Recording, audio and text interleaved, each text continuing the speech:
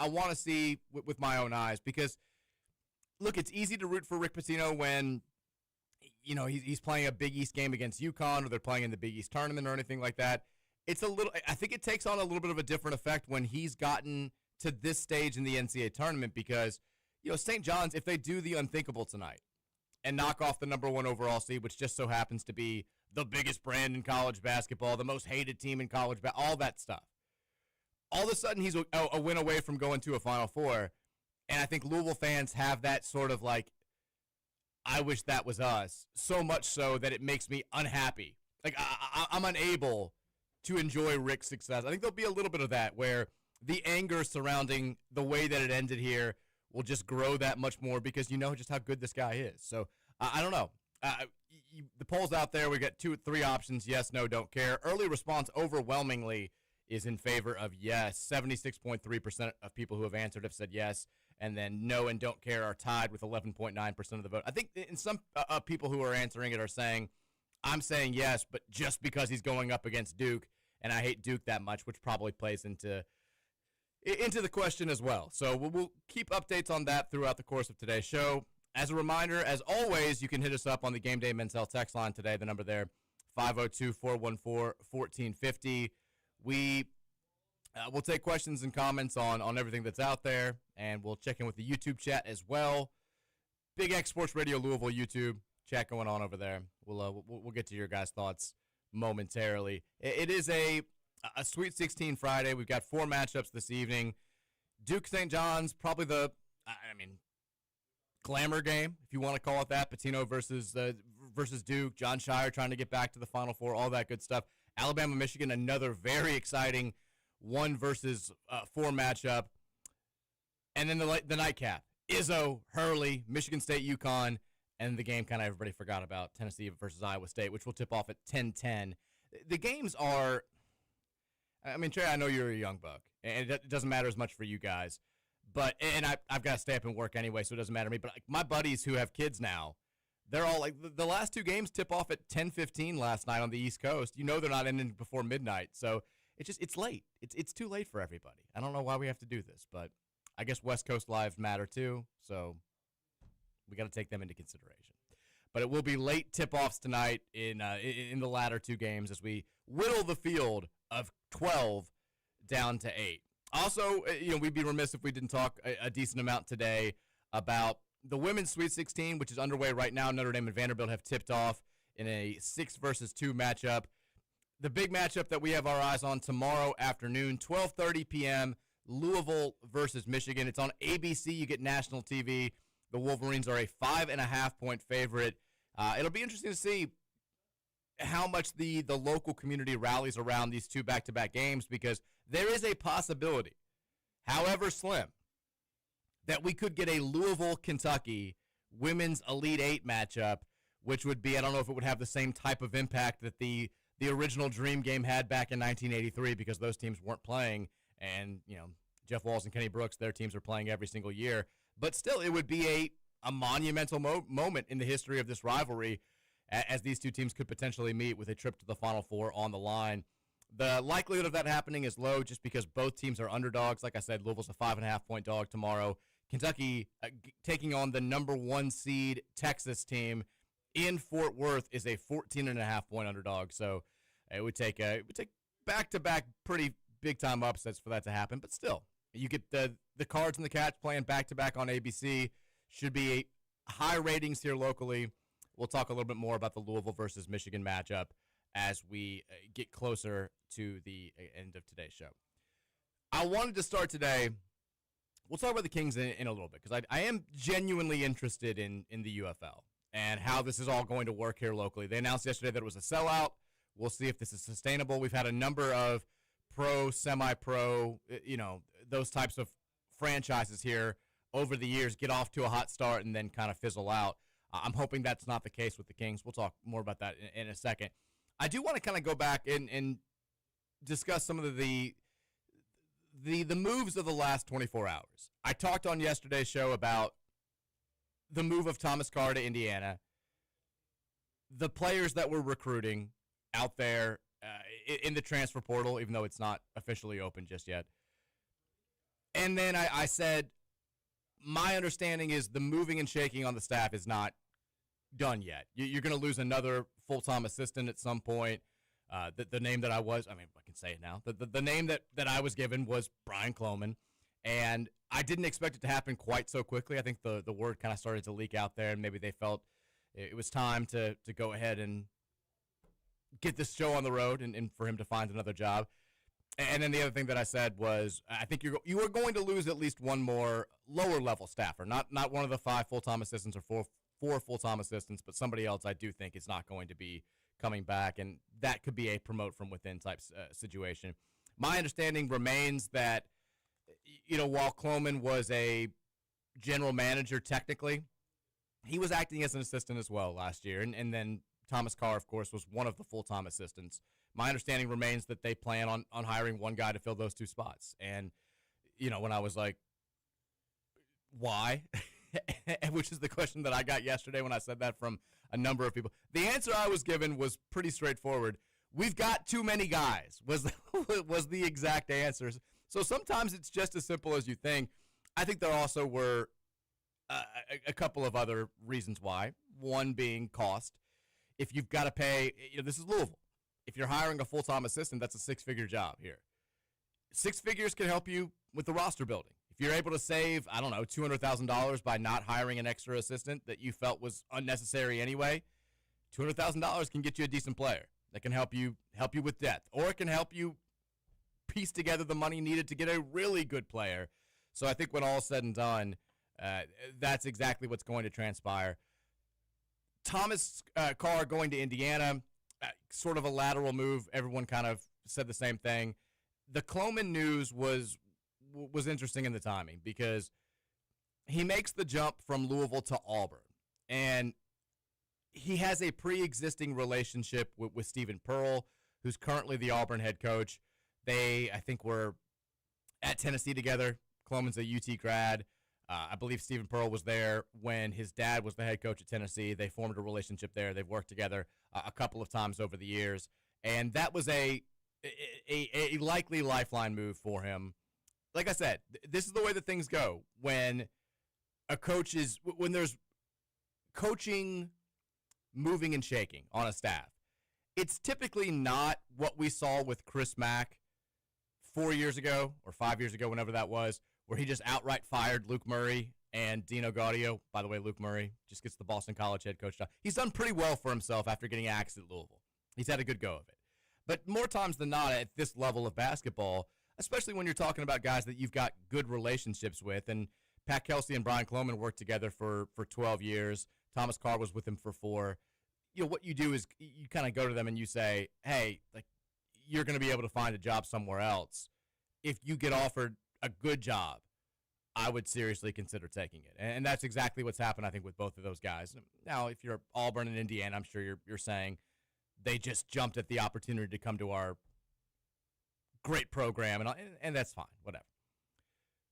Cloman going to Auburn in the same role that he was given here is interesting just because you're walking into a situation where the head coach is very much on unstable footing. Stephen Pearl, they're not going to have a long leash for him. He got the job because his dad pulled the rug out from underneath everybody back in October and announced his abrupt retirement, and they had no other choice but to give the job to his kid. And he went out there this year, didn't have the worst season in the world, was one of the last teams left out of the NCAA tournament, but clearly was below their recent standards, going out there and winning, 18 games, losing 16. If he does that again, there's not going to be any over loyalty to Stephen Pearl.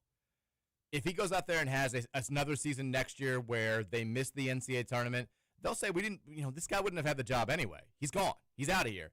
And that would mean Brian Cloman would be out of a job as well.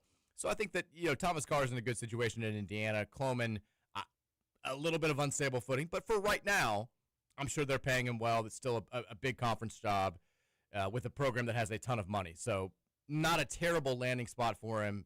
We'll revisit that in 12 months. A lot of people, I mentioned the name Chris Mack. Many people are starting to draw the parallels between the Mack era and the Kelsey era. that have been sort of there to some extent already. This is, let's just talk about it. There are odd similarities between the start of Chris Mack's tenure at Louisville and the start of Pat Kelsey's tenure at Louisville. Year one, both guys inherit programs that are hurt for different reasons. Louisville was hurting coming off of the Rick Pitino fiasco. When Kelsey got the job, Louisville was hurting off of the Kenny Payne fiasco. Two different states of emergency, but still emergencies nonetheless. Year one, both guys not expected to make the tournament. Both guys make the tournament. Chris Mack leads Louisville to a 7 seed. Pat Kelsey leads Louisville to an 8 seed. They both get beat in the first round. Very similar opening seasons. Mack's a candidate for ACC Coach of the Year. Kelsey wins ACC Coach of the Year. They're both kind of the mayors of Louisville after their debut seasons. Year two, because of their rosters, expectations are immensely higher. Chris Mack with Louisville in 2019-20, they start the season preseason top 5, I think. I think we were number 5 or number 6 in the AP poll. This year with Kelsey, we start the year number 11. Both of those teams were billed as Final Four contenders, maybe dark horse national title contenders. There was a lot of hype around both those seasons. Both coaches get off to good starts and then kind of underachieve once conference play rolls around. You know, Louisville famously got up to number 1 in that 2019-20 season, lost to Texas Tech. They had a couple of other disappointing losses. Louisville this year knocks off Kentucky, gets off to a 7-0 start, gets up to number 6 in the country, loses to Arkansas, strings together a handful of losses. By the end of the season, both seasons are being deemed by the fan base as, you know, good years, but not quite what they were expecting back in November. Louisville in Chris Mack's second season, trending probably towards a 4 or a 5 seed, struggled down the stretch of that year, but still, you know, had the offensive firepower, had the natural talent for people to believe that they could get hot in the ACC tournament and the NCAA tournament. And then, of course, the world comes to an end and COVID ruins the end of that season. We'll never know exactly what would have transpired. But that team, you know, they'd lost 4 of their last 7. They lost the regular season finale to Virginia, a game that it felt like they gave away. They just were not playing their best basketball, but still very talented offensively, still a top 10 team on Ken Pom, still potentially could have gone out there and made a ton of memories. Pat Kelsey's team, you know, doesn't end the season great.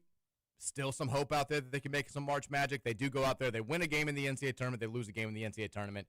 Now both coaches go into year 3 with everybody kind of wondering, what are they going to do? How are you going to make this better? And if you remember, COVID happened in 2020, so that's where I think the standard tit-for-tat comparisons can come to an end when it comes to Kelsey and Mack. But Chris Mack in 2020-2021 struggles to handle COVID effectively, misses the NCAA tournament, last team left out. And the brass at the time goes to him and says, this isn't good enough. You've got to make some staff changes. You've got to change things up. This is not the standard at the University of Louisville. I think Mack, that was the beginning of the end. Mack didn't feel overly supported. He kind of panic fires both Dino Gaudio, one of his closest friends, and Luke Murray, an up-and-comer in college basketball coaching. It was handled poorly. The FBI ended up getting involved.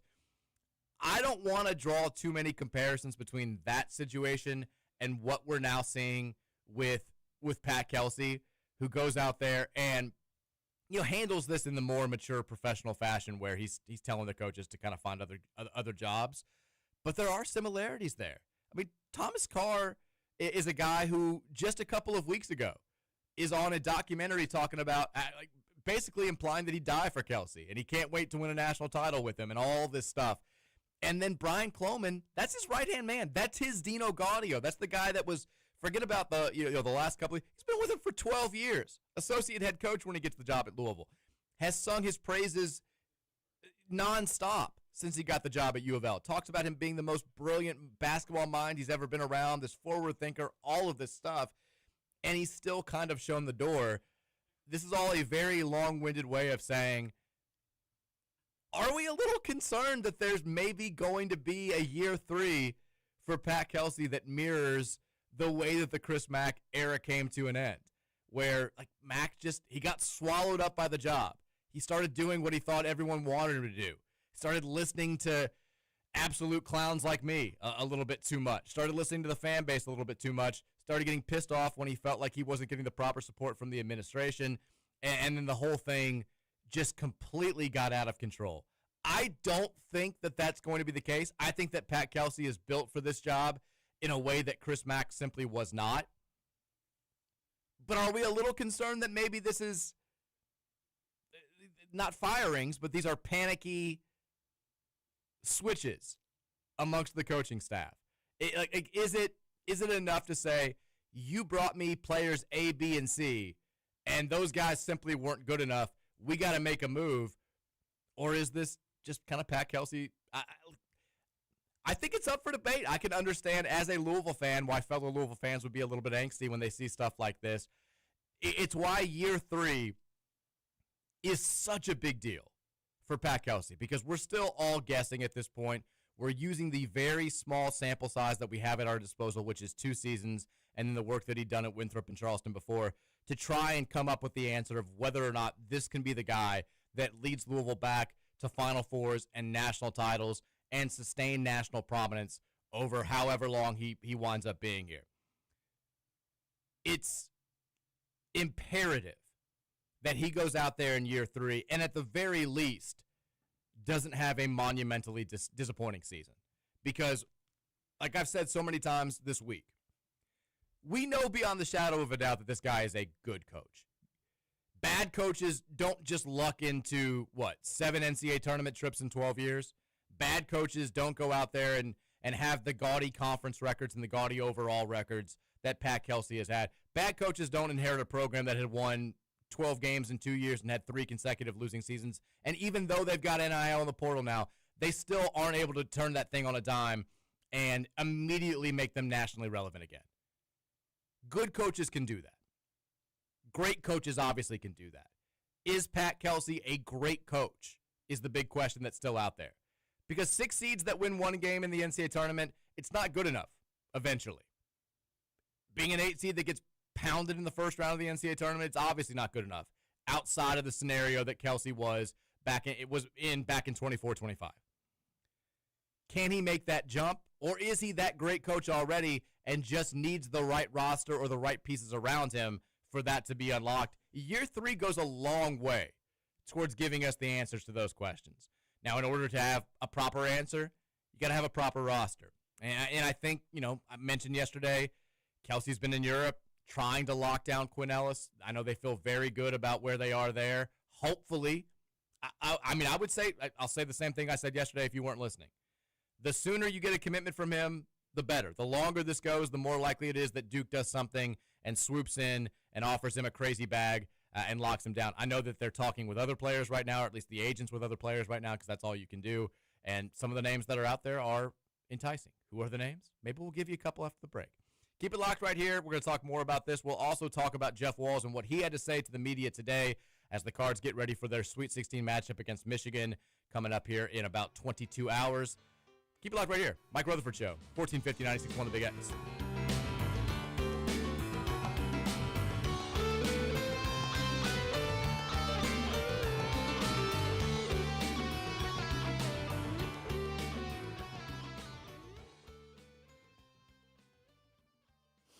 John Spears for M&M Cartage. You see those trucks riding down the road with the M&M Cartage sign? You could be a driver or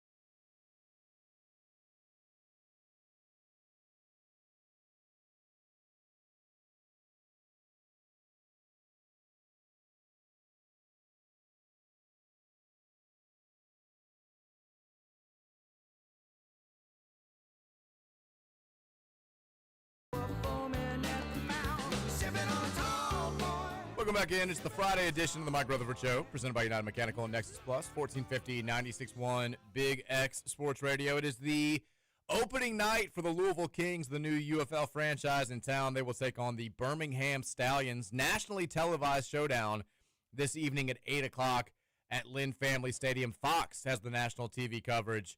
I was looking – so there was a story today that – who's the team that we play week 2? I completely blanked. Whoever that – okay, the Orlando team, the Orlando Storm. They have named Jack Plummer as their starting quarterback.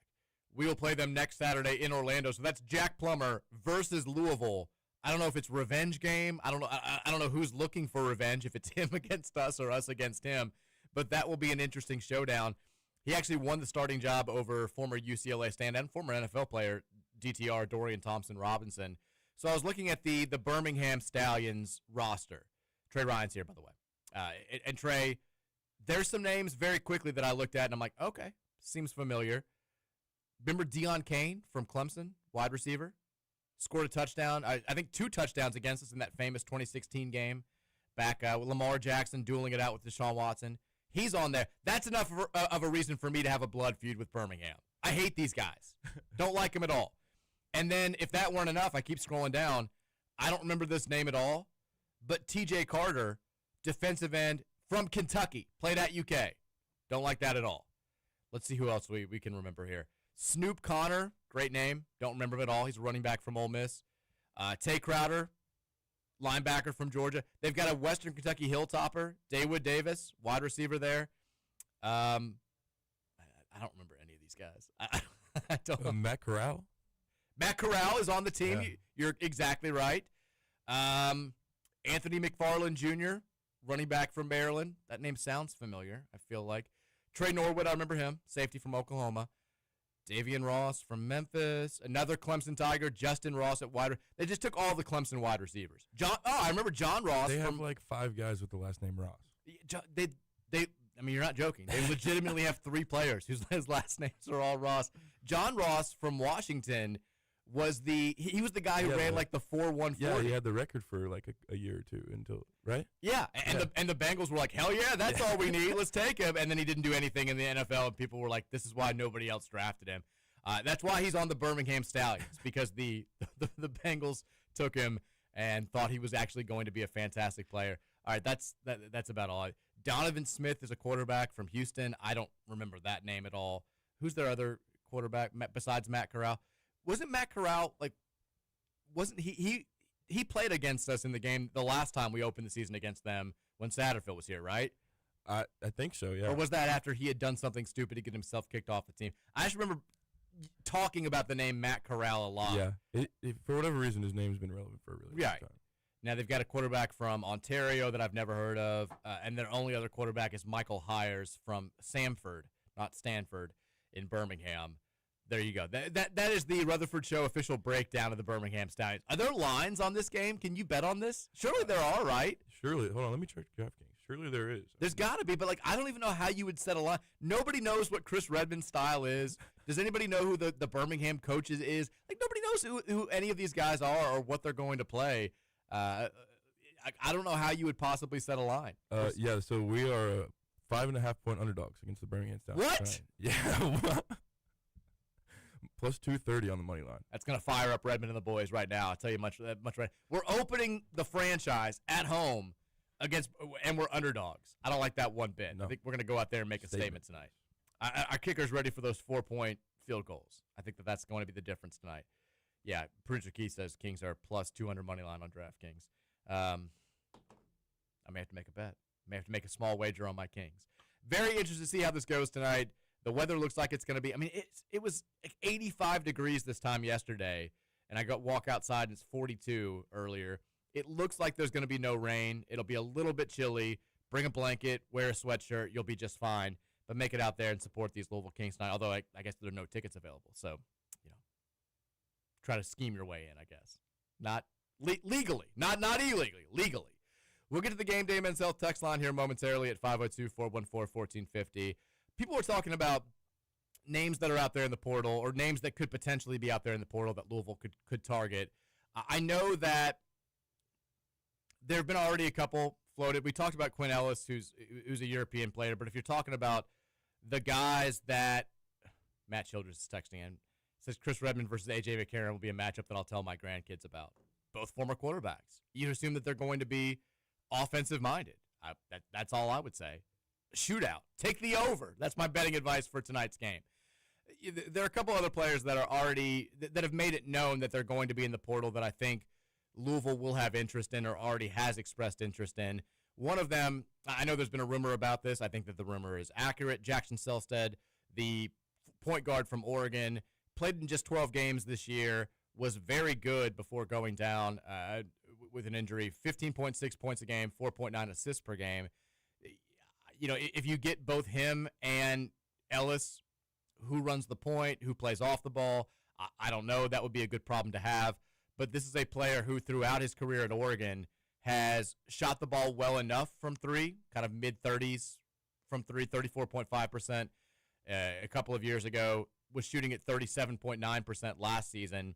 I think he can really play, can fill it up a little bit. Maybe is more suited playing off the ball. They forced him to play point this season. He did see his assist-to-turnover ratio go up dramatically, 4.9 assists, 1.8 assists, 1.8 turnovers, I should say. So he can do that, but if you got Ellis setting him up, maybe you play him off the ball a little bit more. But, again, that would be a good problem to have.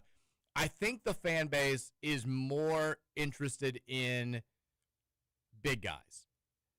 What are we going to do to dramatically enhance our presence in the front court? And I think there are some names that Louisville believes could enter the portal, potentially. They're not there yet. They haven't made any sort of declarations. But when you look around, you've got uncertain situation at North Carolina, obviously. You've got an uncertain situation at Kansas, obviously.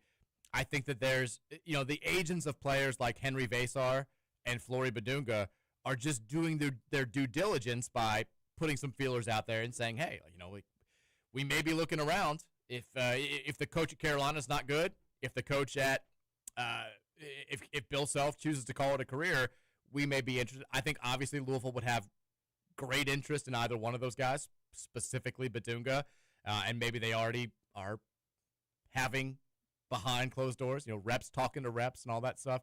But those are two names I would keep an eye on. And then also a player who played last night for Texas, kind of a hook and hold king, kind of got away with a lot of stuff. But the Matas Vokalatitis kid from Texas last night is another big name, big guy, 7-footer from Lithuania. He's a sophomore. He's played a couple of seasons of college basketball, was at FAU 2 years ago, played pretty well this year, took his game to a different level at Texas this past season. Nice physical presence, 7 foot, 255. Rim protection is okay, but more so just kind of a space taker, a rebounder, and a guy who finishes effectively around the rim. That would be a nice addition. I think that there's some eyes on him as well. And then, there's some names out there also that potentially won't enter the portal, but that Louisville's kind of hopeful that as time goes on and maybe they realize their situation there isn't quite as good as they'd like it to be, maybe Louisville could swoop in and take advantage of those. But, just keep an eye. The big names, they will be out there, the big guy names, and I think Louisville will have interest in all of them. The exact prototype type of player that you've been clamoring for, I think Louisville's very aware of their deficiencies in that area, and they will try to make good on that upcoming this season. We mentioned I want you guys to have a chance to hear from Jeff Walz. We haven't done a good enough job this week of talking about the women's team and getting you ready for the Cards against Michigan. Jeff Walz did have his pre-Sweet 16 media availability today. Some players did as well. We wanted to at least give you an opportunity to hear Jeff. So it's about 15 minutes long. This is him talking about Michigan, talking about tomorrow afternoon's game, and talking about what it means for him to be back in the Sweet 16. Here's Jeff Walz. I want to make sure I play the right part. You wanted it right at the start, right? Or it's like 35 seconds in. All right, yeah, thank you. There we go. Perfect. I just want to start off first by saying what a great experience this has been so far. Everyone here in Fort Worth has been absolutely first class. Everything's been handled fantastic. It's been a really good experience for our kids, and we're looking forward to a great basketball game tomorrow with a very talented Michigan basketball team. All right, we'll now open it up for questions. Please raise your hand. It's a quick one. I like it. Okay.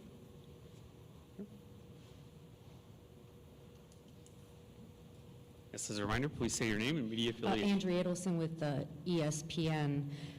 Jeff, you made some comments a few weeks ago, just talking about how you felt like your team was a little bit overlooked nationally. I didn't say my team. A bunch of teams. A bunch of teams. I talked about how we stick with the narrative and beat a dead horse was exactly, I think, my quote.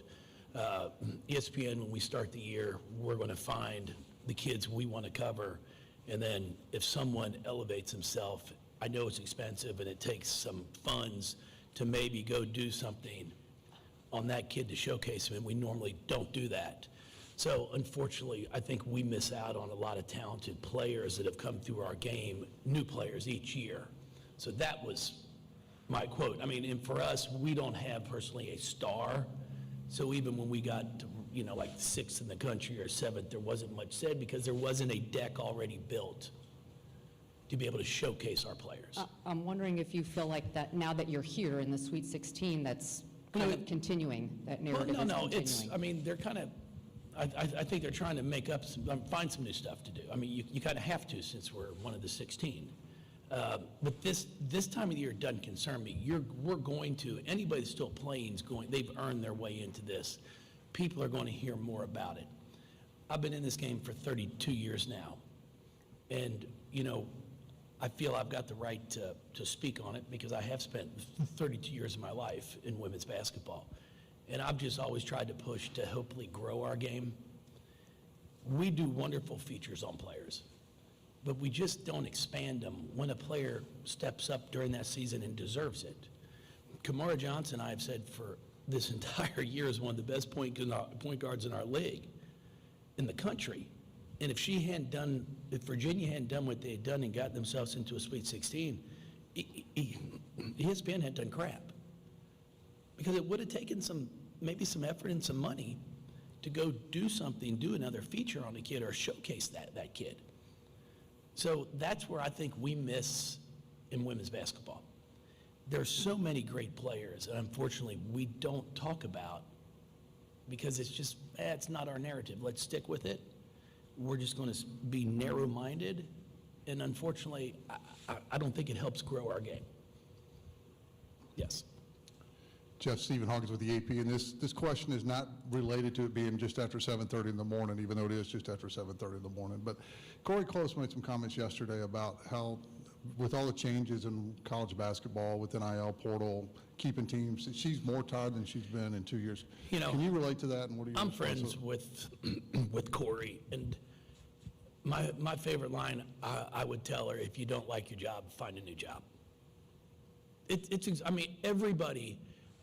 I'm listening this morning at 4:20 as the workers outside my window at the hotel on the street are working. You choose your profession. If you don't like it, find a new profession.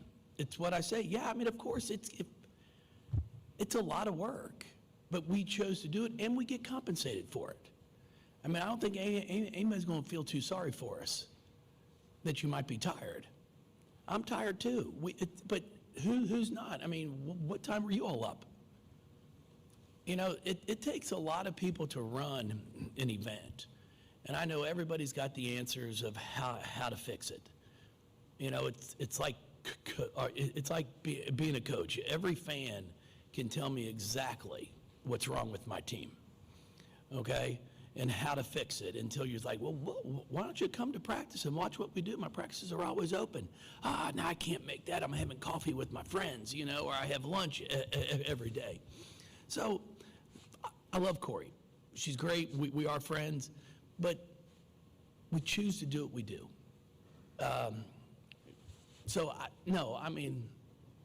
If you don't like it, find a new job.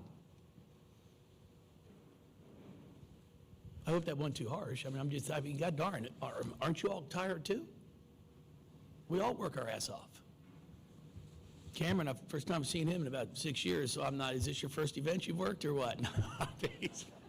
And I'm so sorry because I'm like, I didn't reply to his text because I wasn't sure who it was. No. Yeah, okay. Charity with Athletic. Jeff, I'm curious, this sophomore class you have, what it's been like to see them grow over the last 2 years, and and how much you've seen them kind of step up into the roles they've had to be in for you guys to be here this year. Yeah, I'm really excited for them. It's a really good group that was thrown into the fire early as freshmen, and there were a lot of expectations, and I feel they've continued to get better every single day, every game, and it's been a lot of fun because there have been the ups and downs. There have been some times where I'm pushing them a little harder than they probably used to being pushed. And then they're also learning how to play with other really good players. And I think that's where they've really showcased this year what they're able to do. Throughout the year, I think we've had 6 players at one time or another, 6 different players that have scored at least 20 points in a game. And our team is at a point where it's like, hey, if it's your night, we're getting you the ball. If the matchup favors you, we're going to you. It's never, well, I'm the leading scorer. And I think they've learned that, and that's one of the things I've preached to them about, because they all have aspirations of wanting to play after college or one day. And I tell them, I'm like, what WNBA coaches and GMs, what they want to be able to be sure of is that you know how to play with other good players. You might be the best player on your team, but you might be a high volume shooter. Can you score 15 and only have to take 9 shots, 10 shots? Or to get those 15, are you shooting 23 in 24 times? So I think our players are learning that, and they're able to showcase that, hey, we're able to play with other good players. And then when it's our night, when it's my night, it's my night. But they're not selfish and always want it to be their night. Lindsay Gibbs with CBS Sports. Jeff, both of these teams, Michigan, are really led by these sophomores. Mm-hmm. You've had a lot of good success with younger players on the bigger stages before. What do you think, how is it different when you're a sophomore versus a senior heading into these big moments? And how do you as a coach help your players through that? And what are you hoping to learn from your team? Yeah, we're at a point in the year now where I just think it's the next game. Sure, it's a big game. There's no question about it. But I don't think they're feeling the pressure. If somebody wants to say it's pressure of, I'm only a sophomore, what do I do? It's like, hey, I'm here playing. I mean, youth is wonderful because they don't sometimes realize what they're really doing, what they're playing in, what this means to be one of 16 teams left. So I'm looking forward to it. You know, there's seniors that are playing in it for the first time that they probably have a little more pressure on themselves, they feel, because it's my last time. You know, I try to make sure I educate our kids on the fact that it's not easy to get here. It's not easy to get to the final 16, so don't take it for granted. Enjoy every single moment we're here. Take it all in. You know, walk around, make sure you look at things, you look at all that's being done for this event, because there's no guarantee you're getting back here. So I think as a senior, sometimes you feel a little bit more pressure because you know it is your last opportunity. Andrea Adelson with ESPN. Jeff, obviously you guys have been one of the more consistent programs in the ACC, being able to get to this point despite changes and portal and roster, you know, turnover and all of that. What do you feel like has allowed you and this program to have the type of staying power that you've been able to have and the consistency you've had? Well, it's a lot of work. It's good staff, good players. You know, we take a lot of pride in the character of kids that we try to recruit. Ones that want to work, ones that are going to get in the gym. And I think our culture that we've established over 19 years, you know, we are have had a lot of success within our league, but even on national stage, I don't think it's just the ACC that we've had success. We've done it on a national stage. You know, when you take a step back, which you don't very often do as a coach, but when you actually look at things and, I'm sitting down with my staff because, Steph Norman has now moved on to Arizona State and doing great things there. And she was with me for 18 years and we talked, and it's like, we now had the opportunity to play in 17 of these. COVID took 1 year, and then another year, our third year, we didn't make the tournament. And we've had the opportunity to participate in 13 Sweet 16s. And I've got friends that have coached in this business for 20, 30 years that have done it once or twice or trying to get back to it. It's hard. But we've been very fortunate and blessed that to have the opportunity to do it as many times as we have. But we never take it for granted because I do realize how hard this is. And I make sure our kids know. And we push our kids just like everybody else does. But you're really trying to find the right mix who's willing to possibly give of themselves for the betterment of the team. And we've been fortunate to find that since we've been here. Alexis Cuba, Louisville Courier-Journal. Jeff McKinley talked about how she likes to play physical aggressive. I think you called it that bully ball mentality. How would you just describe her on-field personality versus, on-court personality? It's spring football time, I know, it's spring football. Yes, exactly. On-court personality versus how she is off the court and just being a leader for the locker room.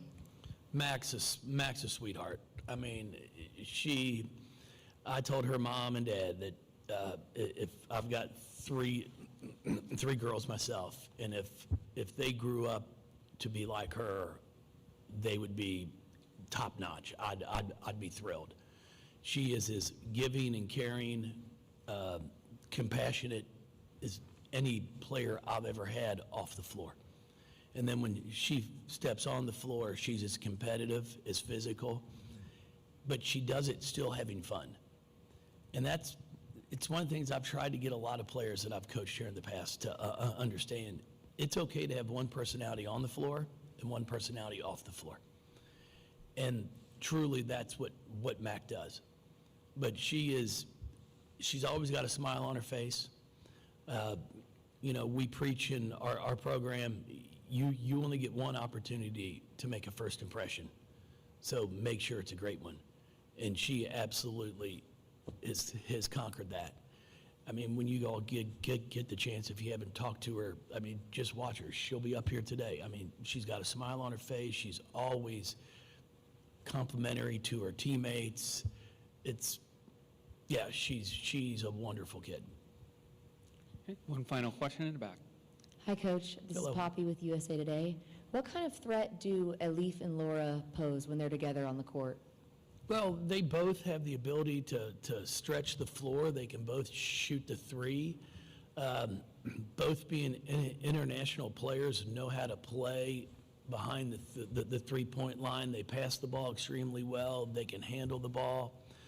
And that's really been a big part of our success is having 5 players on the floor where all 5 can score. All 5 have the ability to shoot a 3 and make a 3. Obviously, Taj is probably going to take more of them, Amari Berry, than maybe Mac would. But Mac's got the ability to step out there and shoot it. Laura does, E does. So when you have a 4-5 player per se, that's just the numbers that everybody gives them, that can stretch it out and shoot it, it spreads things out for everybody else, gives our guards an opportunity to drive. It's been a luxury for us to be able to have those 2 on the floor this entire season. Thank you, Coach, and good luck tomorrow. Thank you. Appreciate it. All right, that was Jeff Any Walls there communication? talking about tomorrow's Sweet 16 matchup with Michigan. Also going to bat a little bit for women's sports and the lack of equal coverage that he feels like they get compared to the men's NCAA tournament. Kind of awkward moment there. Andrea Adelson's asking him a question. He's basically hammering ESPN and the way it covers women's college basketball for about 5 minutes as Andrea, works for ESPN. Good stuff there. We'll talk a little bit more about the matchup with Michigan coming up later in the show. Real quickly before we go to break, did also want to give a shout out to U of L softball. Had this on my list for yesterday, didn't get to it. The Cards Big time comeback a couple of nights ago in Lexington against Kentucky. They trailed 6-0. They come all the way back. They beat Kentucky 8-7 in 9 innings.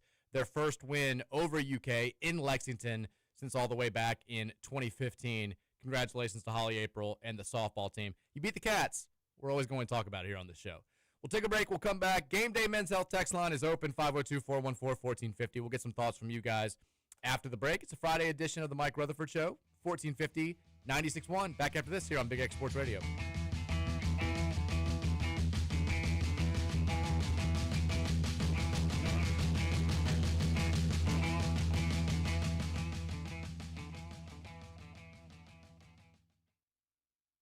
Hey there, New Albany.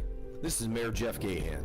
It's another year here in our River City, and what better time to show your support for our high school's athletic programs. Whether it's basketball or football, track and field or soccer, swimming or tennis, our Bulldogs are giving it their all on the field and court. So let's rally behind them, New Albany. Come out to the games, cheer them on, and let's make some noise. Let's show everyone what it means to be a part of the best city in Southern Indiana. Go Bulldogs! Pratt Sporting Goods is Southern Indiana's team sports specialist and is your local Adidas team product dealer. Pratt specializes in outfitting your team, organization, club, or business in apparel, hard goods, and accessories from Adidas and many others. Kratz offers fundraising opportunities for your team, organization, or club through online web stores. Let our friendly staff get you started today by calling 812-282-5400 or visit and shop at our website at kratzsports.com.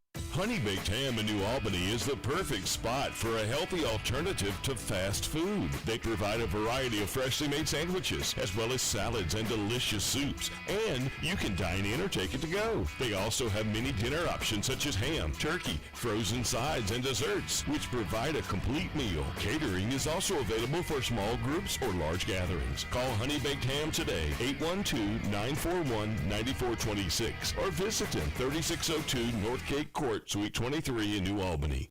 Joe is back at Everything Concealed Carry with 900 to 1,000 new and used guns on his way at any given time. You can see, touch, and compare until you find exactly what you want. No grouchy old man here, just a welcoming team ready to help. And remember, we also buy guns for cash right on the spot. Come visit us today at 10306 Taylorsville Road in the heart of J-Town. Call 502-657-8488 or check us out online at ECC Guns.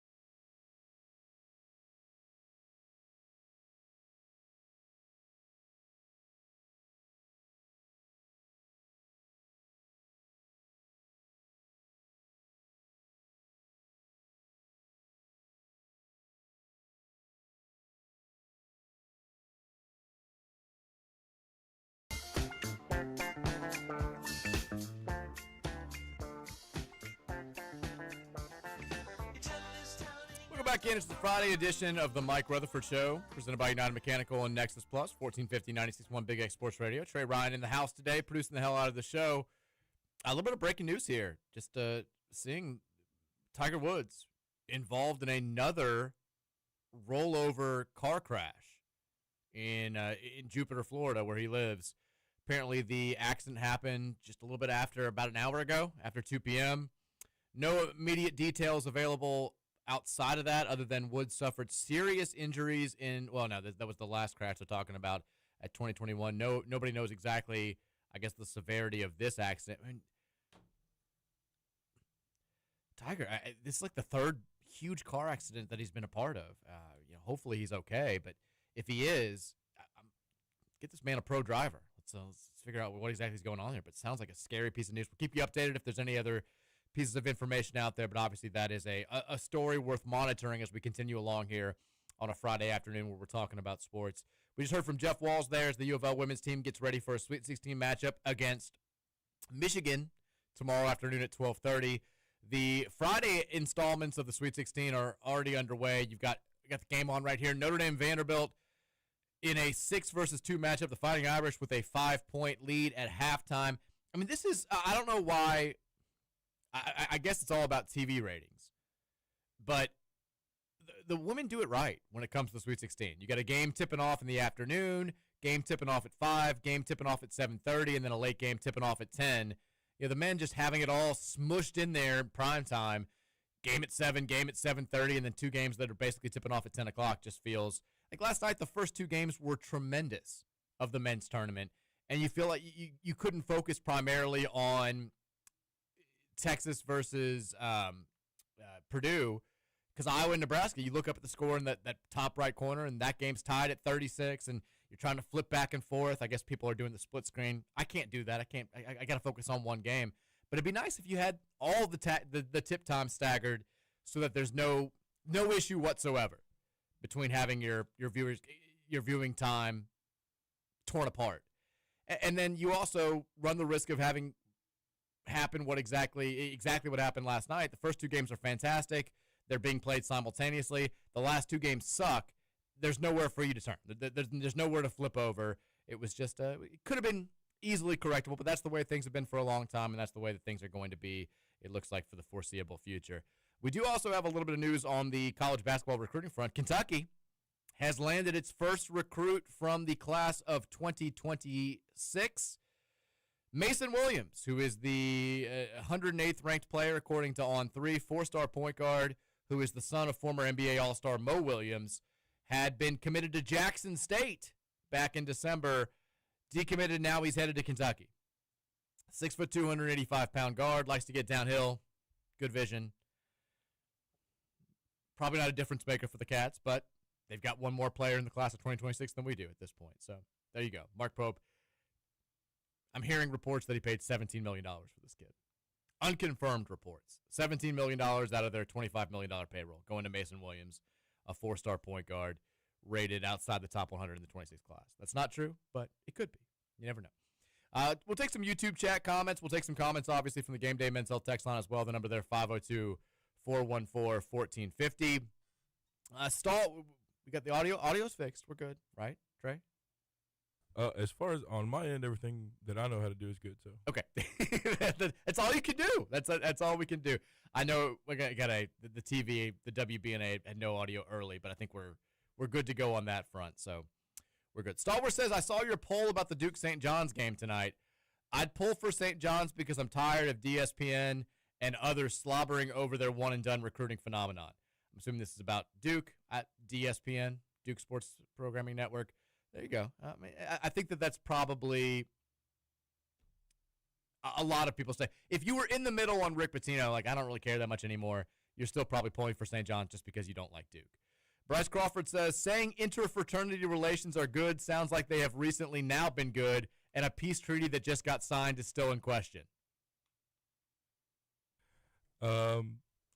No formal treaty signed or anything like that. But was there beef before this? Was beef squashed by the St. Patrick's Day celebration? No, more just like, no, there was no beef with the guys that we. No beef. No okay.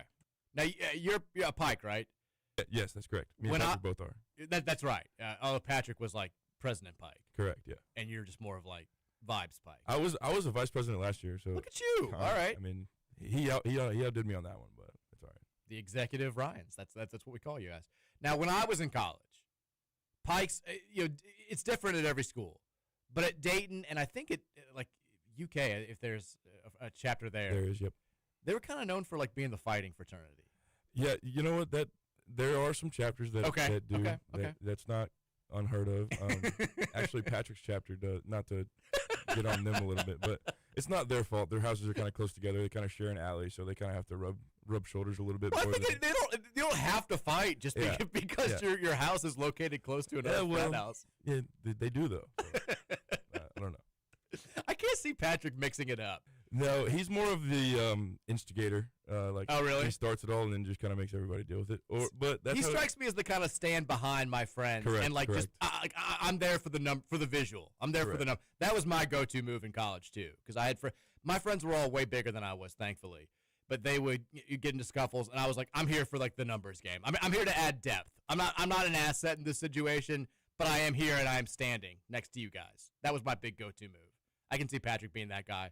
Although it's a lot more effective for him because he's like 5 inches taller than I am. So there's that. But frat relationships are good now. They're good. We're good. Okay.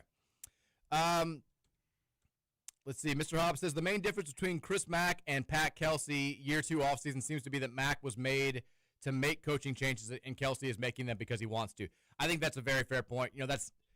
It's something that's never going to be verified publicly, but I think I told you guys at the time as this was going on because this was this was of the Rutherford Show era, or I guess right before the Rutherford Show era. Chris Mack didn't want to fire anybody from his staff. I think he was sort of flabbergasted that Vince Tyra and folks came to him after that weird post-COVID season where they had so many stoppages and nothing was normal in college basketball that year. And they kind of said, we have a standard here. You can't miss the NCAA tournament and just maintain the status quo. There have to be dramatic changes made, and basically told him, like, you need to fire some people. You got to mix it up a little bit because it's not going to fly with anybody. And I think while the fan base was a little bit pissed off, I don't think anybody was out here saying, like, heads need to roll. We got to get rid of Luke Murray. We got to go do this. But that's kind of it felt over the top when that happened, and I think that the other assistants on staff were all just sort of assuming it wasn't going to be Dino Gaudio because he was such a long-term kind of quasi-mentor for Mac, and they've been so close over the years. And then when it was, obviously Dino flipped out a little bit. I think Luke was surprised that it happened the way that it did, and it certainly created some bad blood there. Yeah, this is different. This is, I feel I feel equally confident in saying that Pat Kelsey was not approached by Josh Hurt or anybody to say, like, you got 6 seed with a second round loss is not good enough. You've got to make staff changes. I think that this was kind of done on his own. I think that there were some areas where he felt like the staff had fallen short over the last couple of years, and that because of that, they needed to make changes if they wanted to realistically be on the road towards making a national title, winning a national title, or making a Final Four. And I think you're right. I think that's the big difference. Card Scott 5 says Mac had an up-and-coming star assistant on his staff. He did, and he also fired him. Luke Murray. I mean, Luke Murray has not had his career derailed by getting axed at Louisville. He immediately goes to UConn, helps them win back-to-back national titles. Hell, they're still in the mix. They're playing right now. They could win 3 national titles in 4 years with his help, and now he's going to be a head coach in the ACC. Murray's been a rumored candidate for a number of jobs over the years, and the big thing that has kept people away has been the fact that he's never been a head coach before. I know he had interest in the Pitt job if it was going to open this year, and they kind of said, if we move in a different direction, we need somebody with experience. We're Pitt, for God's sake. We were good 20 years ago. Lower level jobs have also kind of said the same thing. It's interesting that he took the Boston College job because that is, according to anybody you talk to who follows college basketball or covers college basketball, it's one of the worst power conference jobs in the sport just because they don't have money and there's no real desire. There's no real movement to get better when it comes to the finances. At other programs that have struggled financially, you have the fan base kind of saying, We got to do something. You've got the administration saying we got to step up and find creative ways to create new resources, create new, revenue streams so that we can get out there and be competitive in NIL and hire competitive coaches. Boston College is just kind of like, yeah, we're not going to do anything. Our fans don't care. We don't really care. We're just sort of here. The money that we're going to spend is so that we can be potentially 5-7 or 6-6 or 7-5 in football. And that's it. And that's what Luke Murray's working against. Like, he's going to have to go there. He's going to have to fundraise on his own, and he's going to have to find a way to make do with far fewer resources than just about everybody else in the ACC. But, he's giving it a go. We'll see how it works. Scallywag says, I see our BBN friends on Twitter panicking about rev share reducing the amount of NIL they can push out this season. Is this valid? Are we expecting the guardrails of rev share to reduce what we use? I don't think so. I think for right now it's unnecessary panic. We'll see. I mean, I don't think that we're going to – at some point, guardrails are going to have to be put in place. I think the era of schools being able to have $60 million football rosters and shelling out $4 or $5 million for individual players on the basketball side of things, this can't last forever. I don't think, at least. I think there will come a time where the NCAA steps up or some entity steps up and says, we've got to have some restrictions here. You can't legally treat these players like employees. It would take a lot of legal work for that to be the case. So enforceable contracts are a very touchy issue, because if anybody says they had if a player signs a deal, like Rob Wright did at Baylor last year, signs a deal, I'm coming back, I'm being paid X amount, I've got these, NIL obligations, blah, blah, blah, blah, blah. And then another school steps up and says, well, we'll give you double that. There's nothing legally binding for that player to stick around at the school that he signed the deal with. It's not an enforceable contract. Why? Because he's not an employee. Until that changes, you're going to keep having these same types of issues where players get these deals, and just like coaches, they're like, we're bouncing. Now, the difference with coaches is they are employees, so you can't hit them up for buyouts and all that good stuff. Players, they're just – and if a school tries to sue, like we've seen a couple of times happen, the Duke case with Darian Mensah, a couple of other cases, like, you're going to lose in court. There's nothing enforceable that's there. So until Congress steps in or the NCAA tries to flex some muscles, we're in this period. I don't think it's going to be forever. I don't know if you can get a CBA or something like that. I don't know when the revenue sharing stuff's going to kick in, but for right now, I think it's still, if you want to call it the Wild West, it's going to be the Wild West for a couple more years.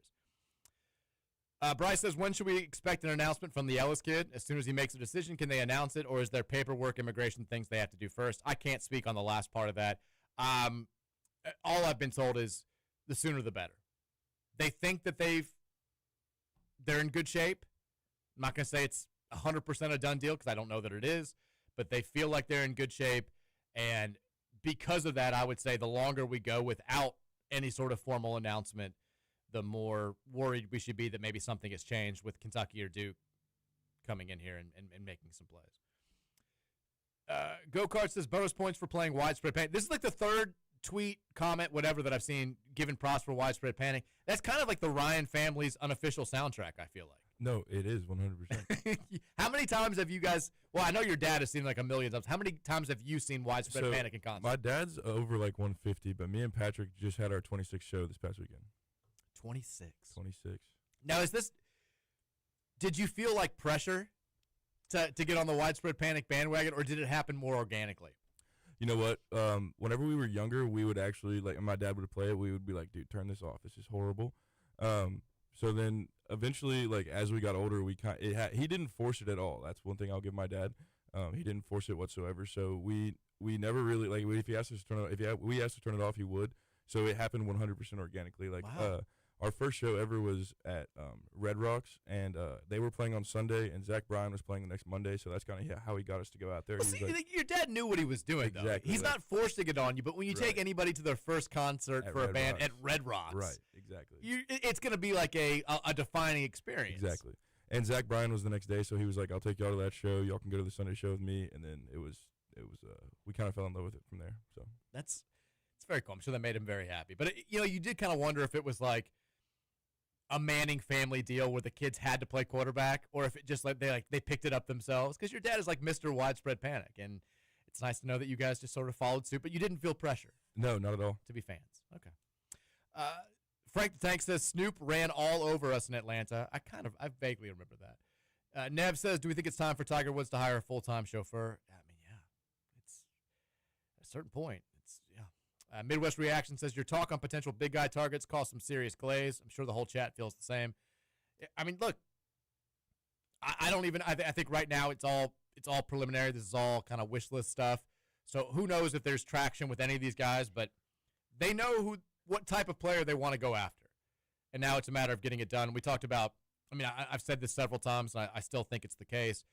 They're going to prioritize 3 or 4 players. That's where the bulk of their NIL money will go. They want stars. I think Ellis would be one of those guys if they sign him. I know there are mixed opinions out there, and I get it. He's a European player with fairly modest stats. We were sold, Sananda Farouk being this guy whose skills were going to translate very well to the college game. That clearly didn't happen. It is certainly a gamble when you take a guy who's not played at this brand of basketball or over at this level and hoping that it just kind of works out well. But they believe it. John Shire believes it, so I kind of choose to put my trust there. But, yeah, I think that one of those guys that they will identify will be a big man who kind of plays the style that the fan base has been wanting more of, more of in that 240 to 260 range, 6'10", 6'11", 7 foot, very physical, wants to dominate the glass, hopefully is a capable rim protector. The exact player that we've been lacking each of the past 2 seasons. I think that's it's one of the biggest priorities this offseason. Nev says, shout to the Birds on the bat for a gutsy win on opening day. Sorry about your Reds, Mike. Nothing's changed. I mean, I go home. The Reds just constantly getting guys in scoring position.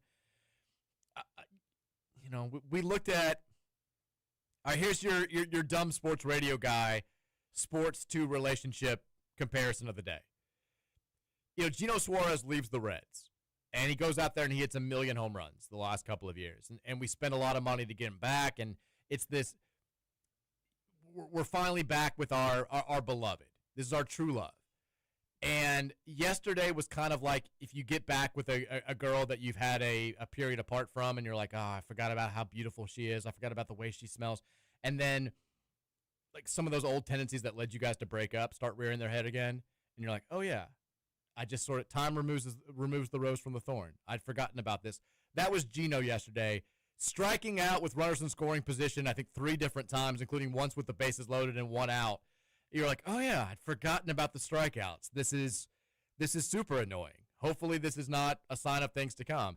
But, yeah, the Reds could not get any hits. The bullpen let them down late, but you can't blame the bullpen when you score 0 runs. So we're off and running. I also hate the thing that baseball does every year, at least with the Reds, where they have opening day, and then they're off the very next day. So no baseball for Reds fans until tomorrow. No chance to get right.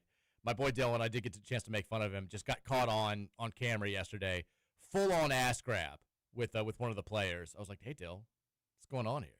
Just grabbing ass right in front of the dugout. So we got to make fun of him, and then he got to make fun of us for losing. So there's that. Sean Hampton says, Texas was robbed last night. The dude was over the back. Trey, did you see the end of the Texas-Purdue game? I did not. Okay, so Trey Kaufman ran for Purdue, pride of Sellersburg, Silver Creek High School. We love the Creek Dogs here.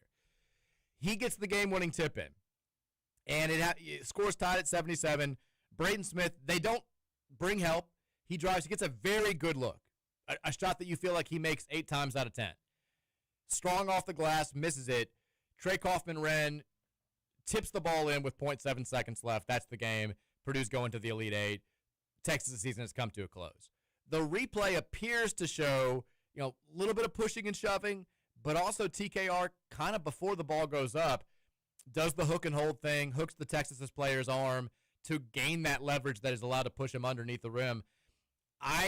So Texas fans have been going ballistic about this for at least the ones that care about basketball. So 5% of them have been going ballistic about this for the last 16 hours. I kind of did not hate the no call just because it felt like that was the way the game was called the entire night. I also think the Texas player was in a great position. He allowed himself to get shoved under the basket. I know technically it's against the rules, but it happens on pretty much every attempted shot. Was it Cameron? Who was it? It wasn't Vokalititis. It was one of their other bigs who, Simeon Wilcher maybe? I can't remember who it was. Number 3? I don't know his name. Dalen Swain was the player who got pushed under the basket. Yeah, the 6'8" junior, very good player. You got to get the leverage. You got to fight a little bit more, I think. I just watched the clip. I'm with you on that. I don't see how you could possibly call a foul right there like that. I love the no call there. It was, a physical play. Yes, but you can't call that right there. There was a lot of flopping and a lot of hooking and holding in multiple games last night, and they kind of let it go. If you've let it go for 39 minutes and 59 seconds, I feel like you've got to let it go on the last play. If you've been calling it all game, that's a different thing, but they had not been calling it all game. So, got to get big. It's the way it goes. Bills fan says everybody is already doing the same thing we did last year in the portal, and it hasn't even opened. Get hyped preseason, then disappointed in the season. Rinse, repeat. Will we ever learn? Well, this is like the second time we've done the portal stuff. So, this is going to be college basketball. It's free agency now. Everybody loves the shiny new toy. It's great when you retain players, sure. And I think everybody, we try to make the point when Cleve Lubin and Isaac Brown came back to the football team. We're like, imagine if we had been getting these same types of players from Texas or from Alabama or from Auburn. Like, we'd be going nuts. And it's sort of a muted celebration when you have roster retention. But everybody wants to talk about the new toy. Everyone wants to talk about the player that averaged 16.8 points in the Mountain West or whatever, that maybe could change everything for you next year. So, yeah, I think everybody's who does heavy portal lifting is going to be doing the same offseason thing every single type season. But what's the alternative? Just not caring? Re-scientist said, I forgot how much I missed burner BBN accounts thinking they are landing every player in the portal. Yeah. Another one, is it a stretch to argue that Rick Pitino's Sweet 16 stretch is in serious danger of picking up another loss despite his history? Ejiofor can't get into foul trouble. Well, yeah, they're heavy underdogs tonight for a reason. Duke also, we're talking about having Caleb Foster being back in the fold, which is remarkably impressive considering it was sort of a huge question if he could even be available if Duke got to the Final Four, and now they're saying he's going to play tonight. That's a big-time deal. We also had from last night, now I know that Louisville fans saw this and immediately turned it into like a Michael Brown thing, which I get. But you've got Caleb Foster now saying, I'll do whatever I got to do to play. We had early in the tournament, Nate Ament saying, like, I don't care how hurt I am. It's the NCAA tournament. I'm playing. Last night was maybe the biggest example of this. Jordan Pope for Texas. He played a pretty standard game. 33 minutes, hit 4 threes, scored 12 points, was kind of up and down. Wasn't as maybe active as you typically used to seeing him, but still, he's a guy who averaged 13.1 points per game. That's not he scored right around his season average. After the game, he's one of the players who's made available to the media, and he comes out and he says, look, I think I can clear the air now. With 5 minutes left in the Gonzaga game, the team they beat in the second round, I broke my right foot. A complete break. He said, I'm not sure a lot of guys would have went out there and played, but credit to my training staff. So you got guys, literally a guard playing with a broken foot last night. Now, the pushback, if you're talking about Michael Brown, is certainly Jordan Pope's not a guy that has likely an NBA future. He's not risking much. This is the highest level he's going to get. But still, you see all these stories out there, and I think it just adds to this belief that Louisville fans will continue to look back at the Michael Brown one season and remember it more for him not playing and the games that he missed than they will for him going out there, beating Kentucky, looking like a potential NBA superstar, scoring 45 points in a game. It's going to be remembered for him not playing, and it's a damn shame. And I don't know the severity of his injury compared to Jordan Pope or compared to Caleb Foster or compared to whoever else, but it just, anytime we see a player being like, hey, I'll die for the NCAA tournament, I think Louisville fans are always going to bring it back to Mike L., and I get it. We've not gotten to the Game Day Men's Health text line. We'll get to that after the break. 502-414-1450 is the number there. If you got Friday thoughts, let them fly. We'll read them after the break. It continues to be your hour number 2, 1450, 96.1. It's the Mike Rutherford Show with Trey Ryan here on Big X Sports Radio. We'll be back right after this.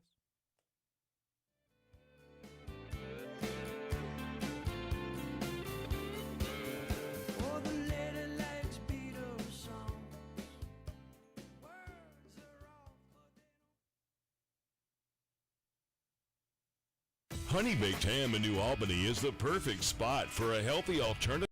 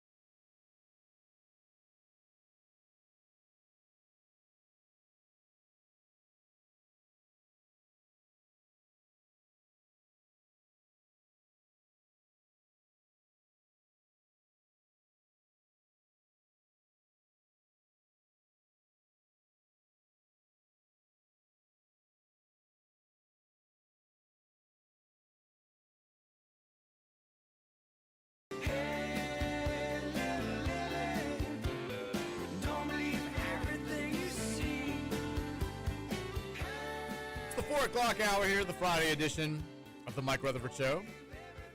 Happy Friday to all who celebrate. 1450, 96.1 Big X Sports Radio. Hey, if you've been hurt in an accident or on the job and you're looking for the proper way to go about the next steps towards your recovery, the Collier Law Firm, they got you covered. Tony Collier and the crew, Louisville fans, lifelong Louisvillians. More importantly, they all spent several years working for the insurance companies. They've got the other side's playbook, and they know how to use it for you. At the Collier Law Firm, they got your back, not your wallet, which is why their attorney fees start at just 25%, not 40 or 45 or 50 or 85%, like some other big firms. Not 85%, but the other three numbers, sure. Give the Collier Law Firm a call today at 502-736-8141 or hit them up online at collierlawfirm.com. That's COLYER lawfirm.com. Hurt in an accident or hurt on the job, call your law firm. We got Louisville baseball coming your way in about an hour over on our sister station 970 WGTK. If you want to hear the dulcet tones of one Sean Moth, Louisville will be taking on Pitt at 5 o'clock, the first game of a 3-game weekend set. Like I said, Jim Patterson Stadium, first pitch, 5 o'clock. 970 WGTK has the play-by-play coverage. It'll also have the coverage for the next 2 games. Tomorrow afternoon, the Cards and Panthers will go at it at 2 o'clock. And then on Sunday, first pitch is at 1 o'clock between Louisville and Pitt. Cards looking to bounce back from a rough end to the North Carolina series last weekend, as well as a midweek loss at Western Kentucky. Could use a nice series win here in the ACC. Let's get it done. Gameday Mens Health text line is 502-414-1450. Also, quick update on the Rutherford Show poll of the day. I don't know what the deal is. You know, I've done polls on Twitter for years. We do the Rutherford Show question of the day once every probably 6 months. And I've always put a question up, and within a couple minutes, I've got several hundred votes. We always end up with, several thousand votes. I don't know if the poll's not working or if my tweet isn't showing up to people. We only have like 115 votes on this poll. Twitter's so weird now. I'll have a tweet that will only be seen by a handful of people, and then I'll put out something like relatively straightforward that is not at all interesting, and it clearly is popping up on people's For You pages and stuff because it's got 1 million impressions and everyone's reacting to it. So I don't know how things work anymore. But from the people that have responded to the Rutherford Show question of the day, which is, Louisville fans, are you rooting for Rick Pitino and St. John's tonight? 75.2% of people responding say yes. 14.6% say no. 10.2% say they do not care. So at least as of right now, you got Louisville fans still solidly behind Rick Pitino and rooting for the St. John's team, at least if they're taking on Duke. The Gameday Men's Health text line is 502-414-1450. Reminder, Gameday Men's Health, redefining men's wellness. No shortcuts, just results. Testosterone, peptides, weight loss, sexual performance therapy, and more. If you have needs in any of these areas, hit up GameDayMen'sHealth.com today to find out what they can do for you in 2026. Texter says, this is Boxcar Bob, said, Mike, on yesterday's show, double rainbow guy, but talking about the double sphinx. The double sphinx is still at the forefront of my mind. Trey probably has no idea what we're talking about, but there is so Trey, are you familiar with the sphinx in Egypt? I am familiar with that. Just making sure. There's been a long-standing conspiracy, or not even a conspiracy, a long-standing theory that there were originally 2 sphinx, double sphinx, if you will, sphinxes that were side by side one another. And now, based on some sonar imaging, they found a massive structure that looks just like the structure underneath the existing sphinx, where they believe the second sphinx originally stood. And now they need permission from the Egyptian authorities to go out there and dig and prove beyond the shadow of a doubt that there was once 2 sphinxes, whatever it is. And I'm fascinated by this. Double sphinx era.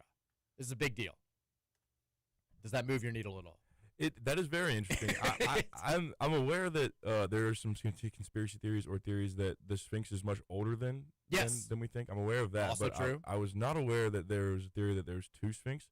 Where does it stop? Could there have been 4 Sphinx? Exactly. Who knows? Who knows? So we talked about that yesterday. We also talked about cocaine sharks in the Bahamas. Their sharks have been tested, and they've tested positive for cocaine.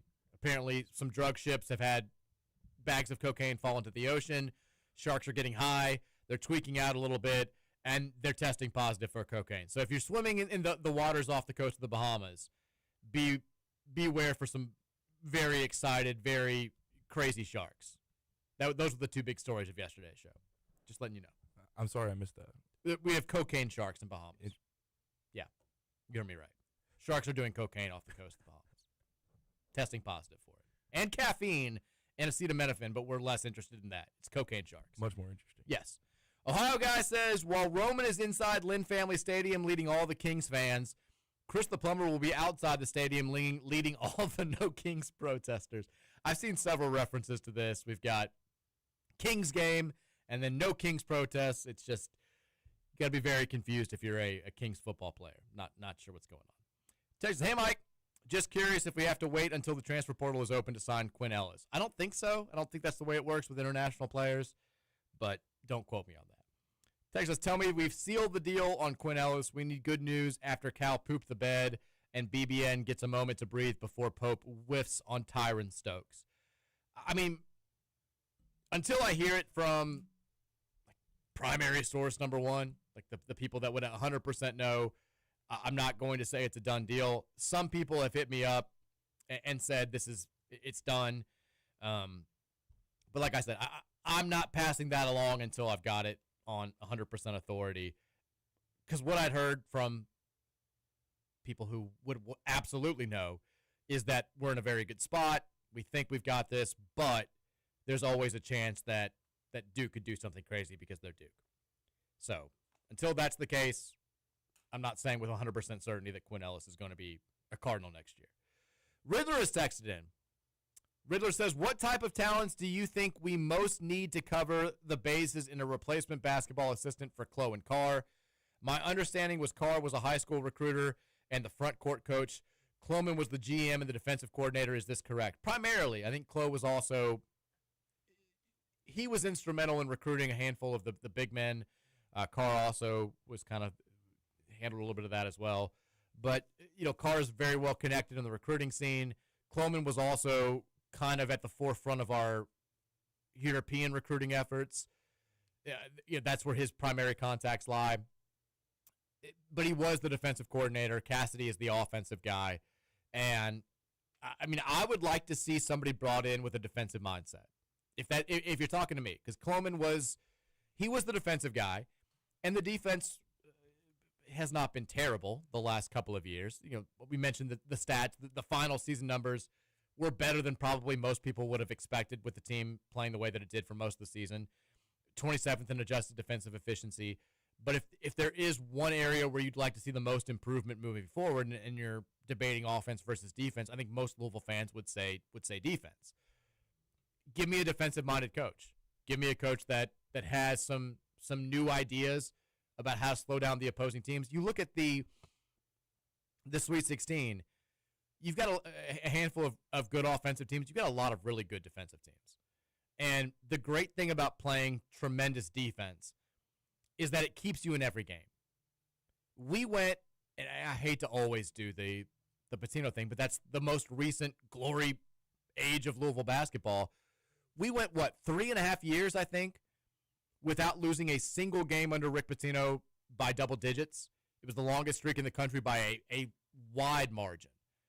And the biggest reason for that is nobody could just go out there and light us up. If we were having a bad offensive game, which did happen a decent amount, we were always still within striking distance. We were always still one big run away from taking the lead or having a chance to take the lead because the defense was never allowing things to get out of hand. You haven't had that same type of benefit the last couple of years. The last 10 years, basically.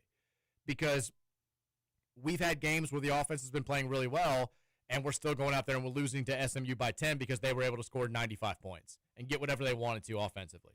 We've had games where we've not shot the ball well, and we've been blown out because we haven't had the defense to slow down the other side. I'd like to have a coach with obviously you want recruiting ties. The bigger thing I think now is, though, just the ability to think outside the box. Because recruiting ties, don't get me wrong, they still matter. They don't matter nearly as much as they did 10 years ago. What matters is whether or not your program has the bag. We've got the money to compete with just about every school in America. if that's all it takes to get your foot in the door, we're going to get our foot in the door with any recruit we want, just about. And then it comes down to the things that it's always come down to. Style of play, the relationship with the coaches, trying to play on a big stage against the likes of Duke and UNC and the ACC, all the ways that we've been pitching kids for the last decade. But you've got to have the money. Thankfully, compared to 98% of the schools in the country, we've got the money. Texas is excited to listen to the pregame from my favorite St. John's basketball radio show. You can practically hear Mike's Queens accent bleeding into the broadcast every time Pitino is mentioned. Mike is just one phone call from Rick and Kenny away from showing up to the studio in a St. John's puffer and demanding they play New York State of Mind on a continuous loop. I miss him. He was the Aura King before we had the vocabulary to describe it. I'm assuming that's about Kenny Klein. I miss Kenny every damn day. Every time I see a picture of him on Instagram sitting at the scorer's table giving a thumbs up or looking happy, it just breaks my heart a little bit. That guy was Louisville basketball. But I'm just happy that Kenny's happy. At the end of the day, I just want Kenny to be excited. And if I've got any sort of conflicting feelings about Rick Pitino advancing to an Elite Eight if they beat Duke tonight, they will be swayed by the knowledge that Kenny Klein is somewhere very excited and very happy and about to go get a drink in the D.C. area. That's all I need. Kenny's happy, I'm happy. Texas says, should I be paying close attention to a certain center playing tonight? Yeah. Yeah. I know people hate vague talk. I'm just answering a question. I'm not throwing the name out there just because everybody wants to know everything, and somebody says something publicly and it gets out there and all it takes is one tweet to get it out there, and then maybe it screws up stuff. I think we'd all would rather have the player than have the knowledge about a player that's being targeted. So only answer I can give is yes. By the way, quick update from the Sweet 16 game underway. Notre Dame leading Vandy 57-51. ACC. With 7 minutes to play in the fourth quarter. Fighting Irish looking to pull off a 6-2 upset, now 57-53. Texter says, hey, Mike, Birder here, as officially declared by yourself. Birder? Oh, you asked if you were official. Okay, we'll ask Trey the same question. This person has one of those bird feeder cameras up, and they've got the app where they can identify the birds that come and eat off the feeder. And he and his wife were having a debate over whether or not that makes them birders. If you've got the camera, if you've got the app, are you a birder? I feel that there are some birders out there that would say no, but they're way more of birders than I am. They're still birders. There are levels to birding, right? I agree 100%. I'm with you on that. It's like if you play in an amateur tennis league. You're a tennis player. Right. It doesn't mean you have to be on the tour. Right. Like, these people aren't professional birders. They don't have the avian knowledge that someone who's worked their life in ornithology has. But it doesn't mean you're not an amateur birder. No. You got the camera, you got the app, you're following along, you're sharing with friends. You're a birder. A birder in training. Yeah, just levels of birder. Just hobby birder. That was my answer. His wife disagreed, but said finally. His wife thinks they're birders? I'm sorry. His wife thinks that they're not birders. Okay. And he's like, I think we're kind of birders. Kind of. If you get into that hobby that much, you're a birder. He says, I finally raised my head out of Dungeon Crawler Carl, and half the staff has left. Hopefully some design associated with this. What a great night watching Cal explain to KP that the season is now over. Any news on staff replacements? Go Card. I mean, I've gotten this question a million times over the past 24 hours. I don't have a name to give you as far as who may be coming in to join the staff. I don't even know who they're looking at. I probably couldn't tell you if I did, but I'm just being 100% honest right now. I've got no idea. No idea. Trey, are you familiar with Dungeon Crawler Carl? Has that made its way to the frats? No, it has not. Okay, so I was totally unaware of this. Someone was trying to say that this is a reading project that I needed to take on, and I was like, it's an 8-part series. I'm not dedicating. First of all, Dungeon Crawler Carl sounds like something that I would not be into. And then it's the next 6 months of my life. And then Roman starts reading it. He's gone through 4 books in 2 weeks. He's just flying through Carl. All he does is talk about Carl. and now I feel like half of the show is reading these Carl books. So maybe the Pikes will get into Dungeon Crawler Carl pretty soon, although I doubt it. I don't think that's going to happen. I'll look into it, but I'm with you. That doesn't exactly sound something that would. Well, and then Roman came out and he was like, I don't want to be mean, but like I think you're maybe too old for this. And I was like, okay, well now I want to read it out of spite. Now I feel like I'm gonna come back and just say, well, now I want to read it. We got a tie game here, and the Fort Worth Regional Notre Dame just scores to go up 59-57. It's a barn burner over on ESPN. Texter says, we already read that one.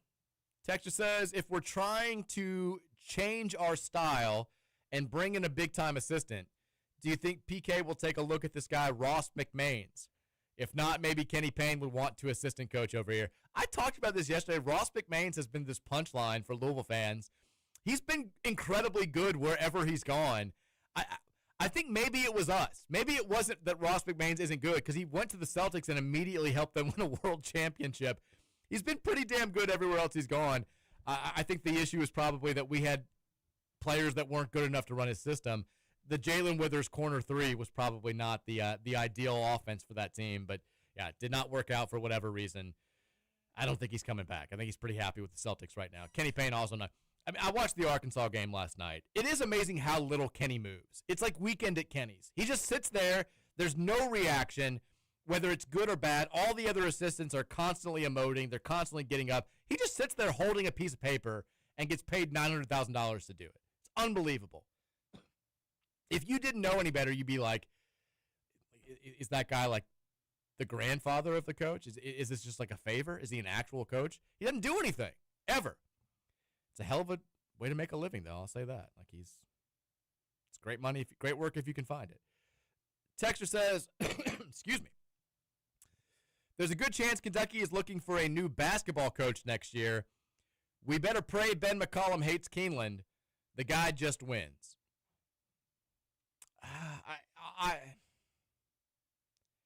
I don't know if Ben McCollum. This is going to sound like a rival take. But I would say the same thing about Louisville. I don't know if Ben McCollum would take the Kentucky job. I don't know if he would take the Louisville job. He's a different cat. There was this whole, he won a billion national titles at the D2 level. And he had a number, people were like, well, why didn't he ever get a chance at the D1 level? And the answer was he did. He had job offers a number of times, and he was very selective about when he chose to finally make that jump. He takes the job at Drake. They've got good resources. He felt like the Missouri Valley was a great spot for his style to work. And he goes out there. They win whatever it was, 31 games last year, win a game in the NCAA tournament, or make the NCAA tournament. And he had multiple power conference offers. And I don't have the exact quotes in front of me, but I remember when he got hired by Iowa, he said, like, everything just fit right for what I do. And he's very big on, if you have a crappy attitude, I don't care if you're a 5-star. I don't care if you're a projected top 10 pick. It's just not going to work for you here. It's just like he rules with an iron fist. Very old school, you've got to be a system guy. That you can do that at Iowa in a way that I'm not sure you can do it at Kentucky or Louisville. Now, would he be willing to change at some point down the line? Maybe his, just curiosity would get the best of him, or his ambition would get the best of him. But I kind of get the sense that if the job opened up next year at UK, and they're like, you can have a $35 million roster and all this stuff, that it just wouldn't appeal that much to him. Maybe I'm wrong about that. But he's a hell of a coach. He's a brilliant mind. And, I mean, all he does is win everywhere he goes. You see there was a moment last night where the camera zooms in on him, and he's absolutely just, like, laying into his guys. Like, they're down by 10. They're not playing well. And he's, like, he's screaming. He's got this crazy face. And they asked Bennett Sturtz after the game, what was he saying during this point? And you're thinking, like, he's just kind of like, is he going to give a candid answer? And he goes, well, he slammed his whiteboard. He broke his marker on the floor. Ink was everywhere. Everywhere. It was pretty intense. And they're like, well, what was he saying? He goes, oh, he was just telling us that we sucked and that we were soft. Like very, very straightforward.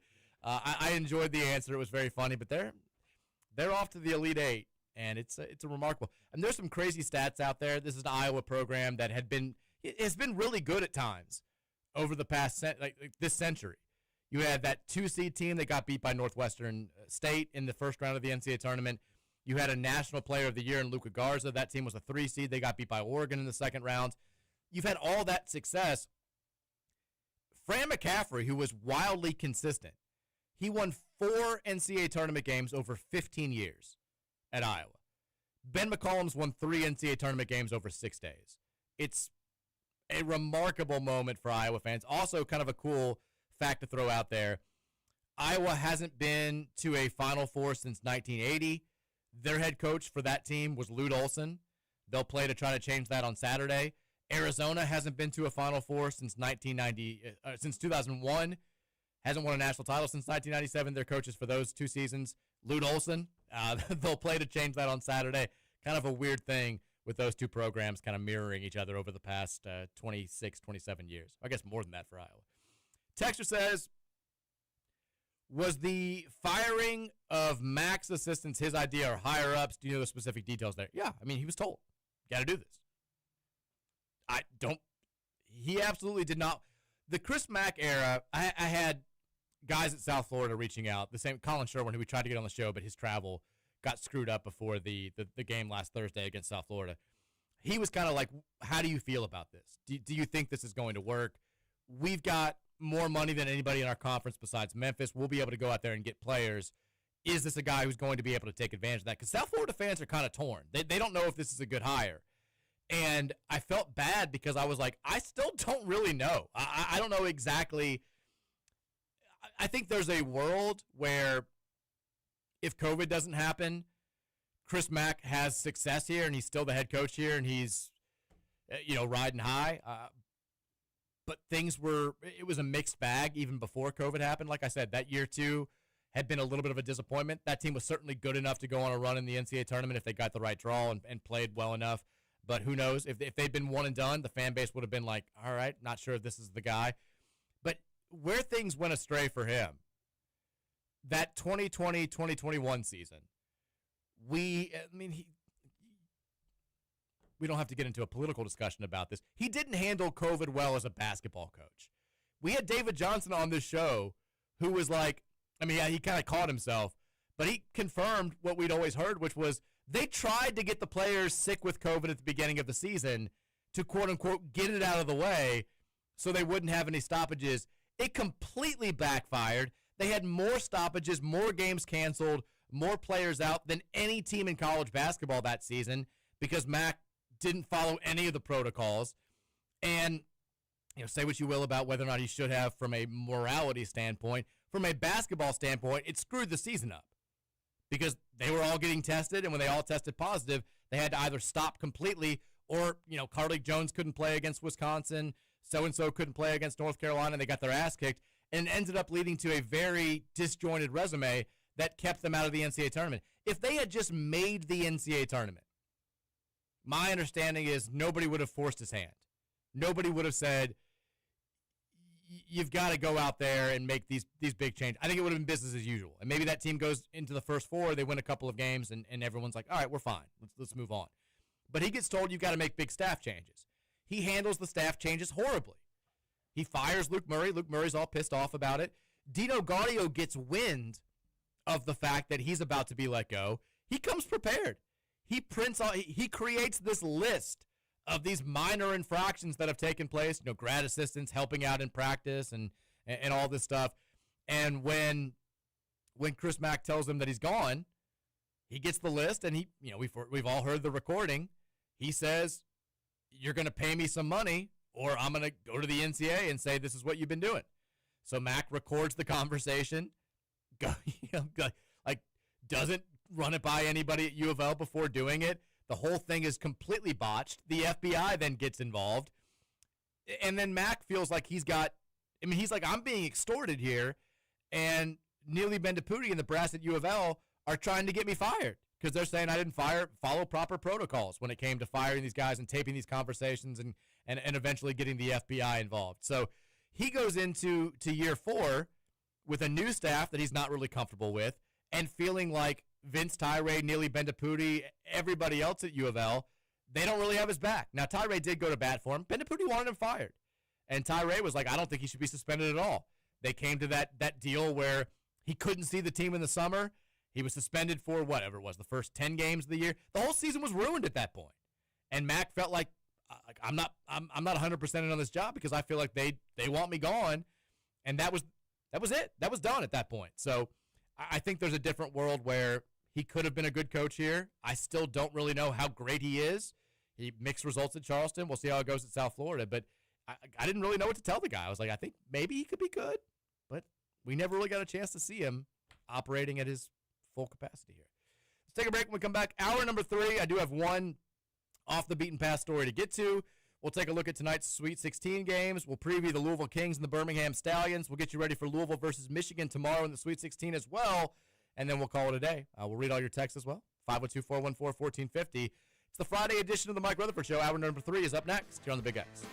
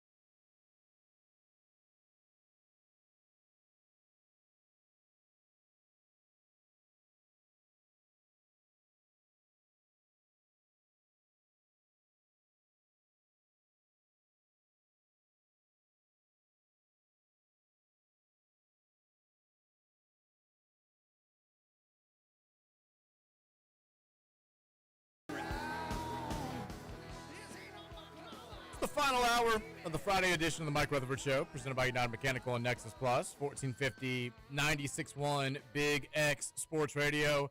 Loaded weekend ahead in the world of sports here locally. We've got the U of L women's basketball team taking on Michigan in the Sweet 16 tomorrow afternoon, 12:30 on ABC. We've got the Louisville baseball team hosting a 3-game set with Pittsburgh.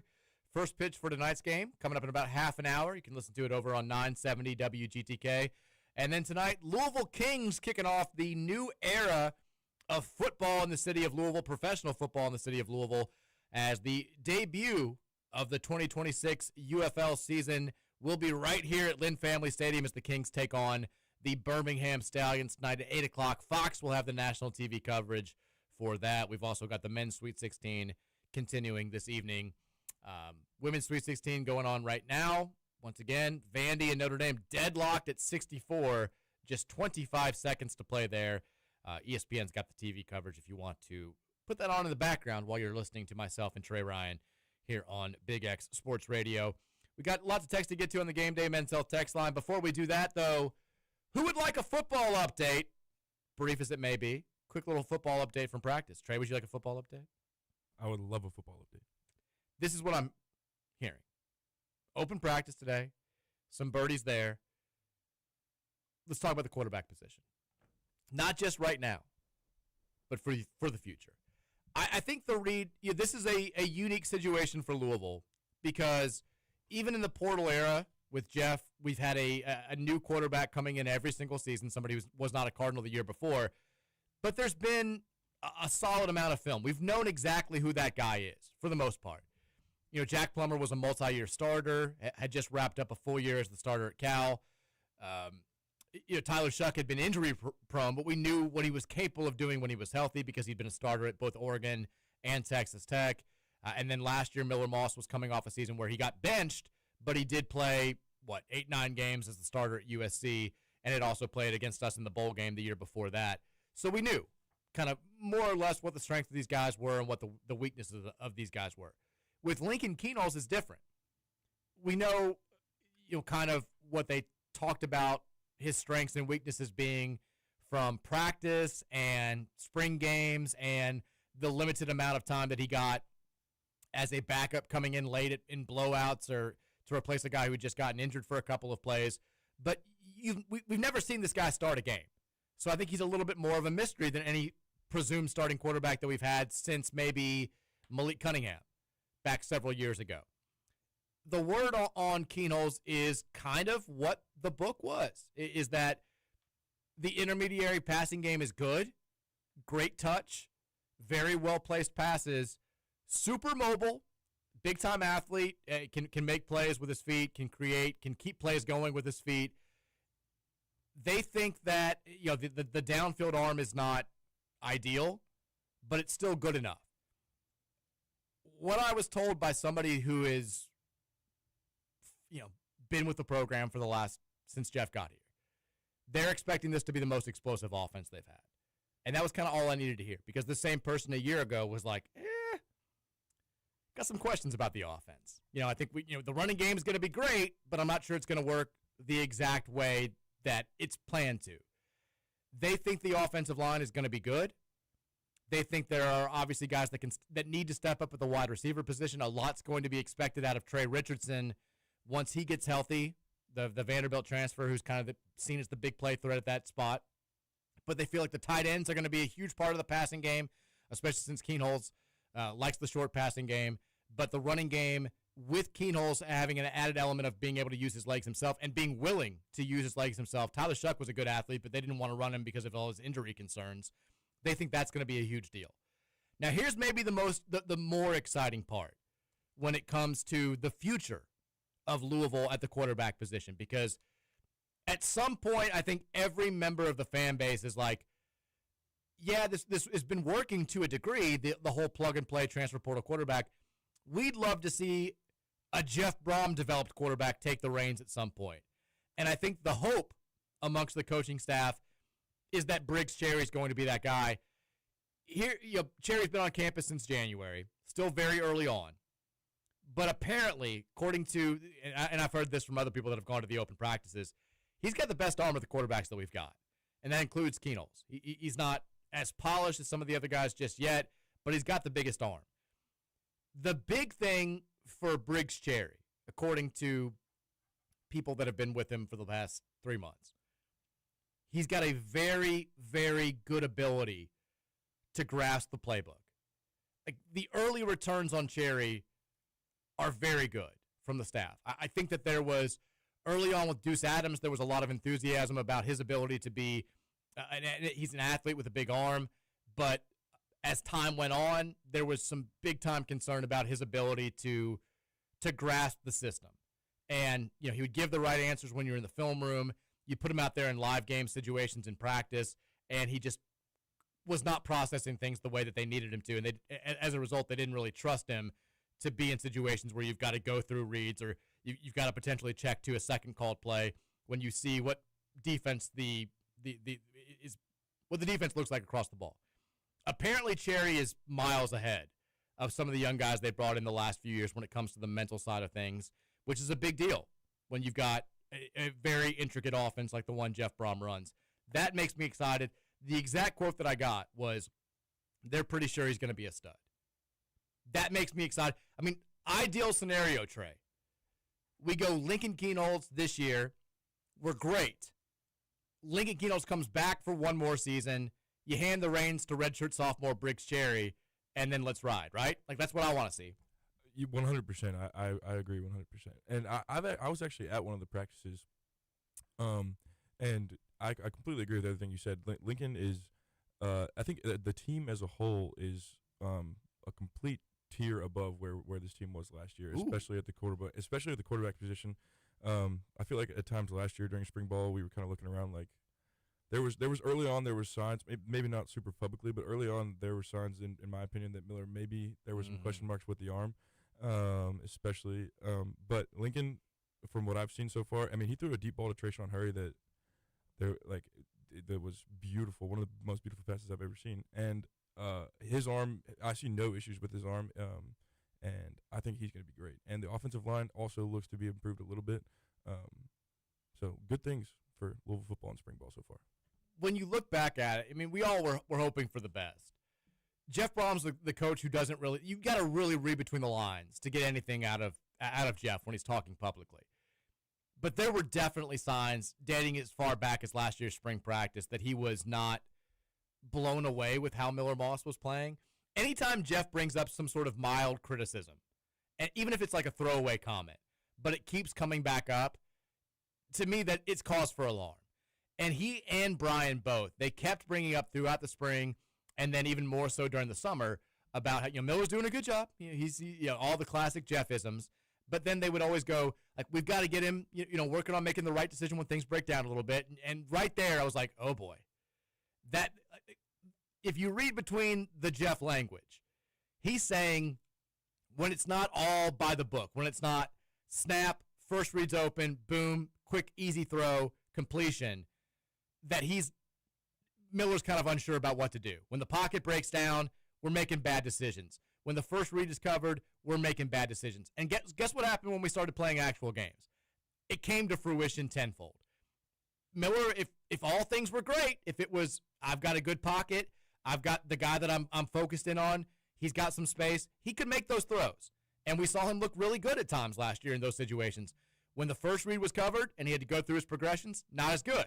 When the pocket broke down just a little bit and he had to make plays with his feet or make do I throw it away? Do I try to make a play? Do I take a sack situation?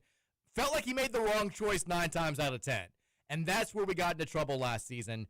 So the fact that I'm hearing very good things about Keenholz and his decision-making and his athleticism and the way that they feel like they can build the offense around his strengths, and obviously with the running backs we have, that makes me very excited. And then the talk about Briggs Cherry gets me very excited as well, because you'd love to have a guy that you're familiar with, that you can see sparingly over the next couple of seasons, ultimately accept that role. And, it just means a little bit more when you've got a kid that's been in the program for 2 years and takes the reins old school style and then leads the offense very fluidly without any sort of hiccups. I'm hoping that that's exactly what happens. We'll see. But I'm excited. The closer, the more that I hear, the more that I get excited for this football season. I think it's got a chance to be a very, very fun fall. We got a final from Fort Worth, 6 seed of Notre Dame. has upset second-seeded Vanderbilt 67-64 to punch its ticket to a regional final. They will play the winner of the next game coming up today, which is one-seed UConn against another ACC team, fourth-seeded North Carolina. That's coming your way 5 o'clock on ESPN. Connecticut. This is where it gets outrageous in women's basketball sometimes. UConn's a 1-seed. They're playing a 4-seed. The region is held. They're a 30-point favorite in that game. That's outrageous, but they're 36-0 for a reason. I think we've given them about as good a game as anybody has this season, so we'll see how that goes coming up at 5 o'clock. Maybe Carolina can shock the world. Who knows? A couple of other things to get to before we get back to the Game Day Men's Health text line. We've got ACC television viewership numbers are out for the basketball and the football seasons. Duke is the only team that can keep this going because they're the only men's basketball team that's still alive in the NCAA tournament. But this now matters when it comes to financials in football because you get a chunk of the money that you receive from the conference is based on how many eyeballs you brought to your team. The most eyeballs on any ACC team this season should come as no surprise. It's the Miami football team. They were aided dramatically by playing 4 games in the college football playoff, but they drew a grand total of 116.6 million viewers. The second and third most watched teams in the conference were actually both basketball teams. Duke men's basketball, 61.7 million. They can add to that total over the next couple of weeks if they're able to keep advancing. And then North Carolina men's basketball, 35.7 million viewers. Georgia Tech football, kind of surprisingly to me, was next at 34.1 million viewers. And then Clemson football at 32.9 million. FSU football, 25.6 million. And then at 7th overall is the Louisville men's basketball team with 25.5 million viewers. Third most watched men's basketball program. 7th most watched men's basketball or football program in the ACC. If you're wondering, the 4th and 5th most watched basketball programs. Virginia was 4th, distant 4th, 16.6 mil. And then Miami, kind of surprisingly, at 13.1 mil, probably helped by the NCAA tournament and the ACC tournament numbers. So Louisville did a good job. I think we were the 7th most watched football program in the conference this year, which is not bad for a team that we didn't get a chance to play in an ACC championship game. We didn't get a chance to play a couple of the other big brand schools like like Florida State or Virginia and Duke. When we did play Virginia, but Virginia and Duke when they were seen as conference contenders. So not bad. Feel good about that. Basketball numbers are what they are. Very good there. As far as the NCAA tournament viewership numbers, we mentioned on yesterday's show, breaking records through the first 2 rounds. I assume we're going to keep breaking records in the Sweet 16. The most watched individual games of this tournament, though, Michigan State versus Louisville, 8.47 million viewers. That's the 4th most watched game of the tournament so far, at least before last night's games. The most watched, St. John's versus Kansas. They drew 10.58 mil. Second most watched, Kentucky versus Iowa State. And then TCU Duke. Those are the only 3 games that had more eyeballs on them than Louisville's eventual loss to Michigan State. So, I mean, I guess that's good. Cool. We still lost. Doesn't really matter at the end of the day, but at least we had some good viewership numbers. That's fine. Game Day Men's Health text line is 502-414-1450. Let's get back to you guys. You have lots of thoughts on a Friday. We appreciate that as well. Texter says, this is podcast Random Thoughts guy. Would you all take a Matt Walsh type player on next year's team? I guess a less good version of Cisco. My point is, what about an old school Denny lineup of 6'5" plus players who can do everything? GD, I want 2 Rodneys in the front court. That's all I got. Plus this pick of the got girth. the girth's been a big topic on the show this week. I'm not sure exactly how we got here, but I enjoyed that shirt. It's funny how, it all comes back to results.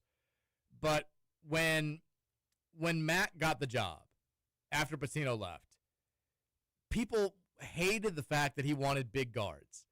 We kept recruiting big guards, and then Kenny Payne wanted big guards, and we all were like, we won a national title with Peyton Siva and Russ Smith.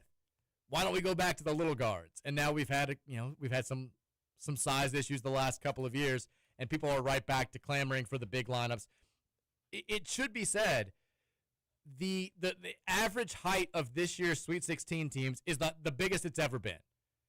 if you want to make the case that the quote-unquote pro style of going 5 out and trying to kill teams with three-pointers is being overwhelmed by the more traditional college style of dominating at the rim on both ends, you've certainly got a lot of ammo to back that up.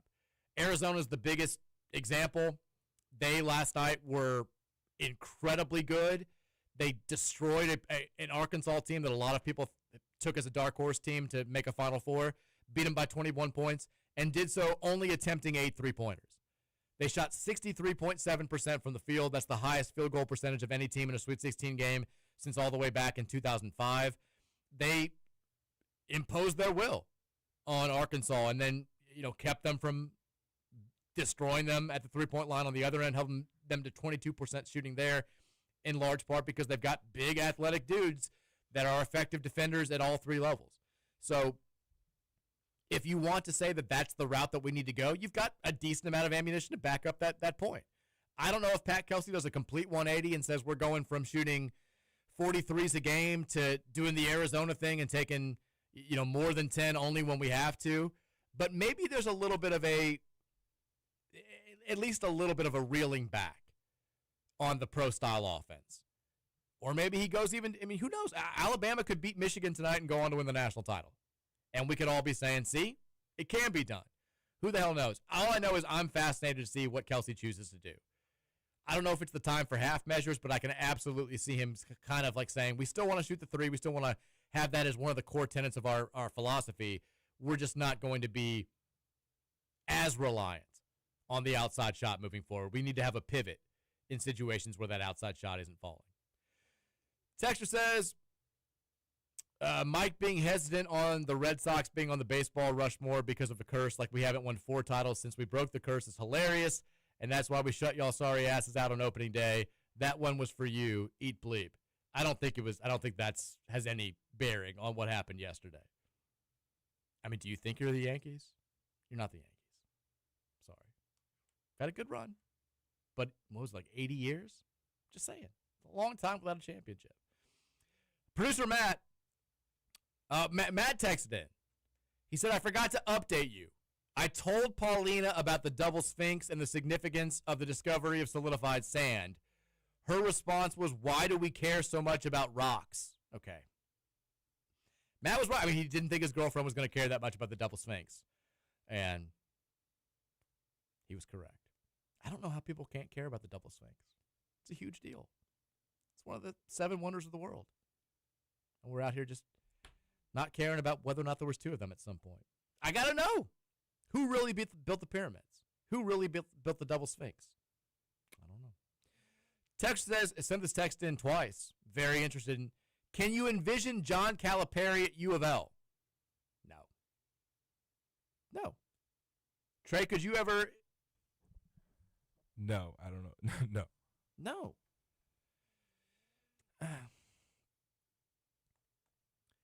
I guess if you talk, it's hard to tell because I was so young. I mean, if you'd asked 11-year-old Mike if I could ever see Rick Pitino at Louisville, I probably would have said no.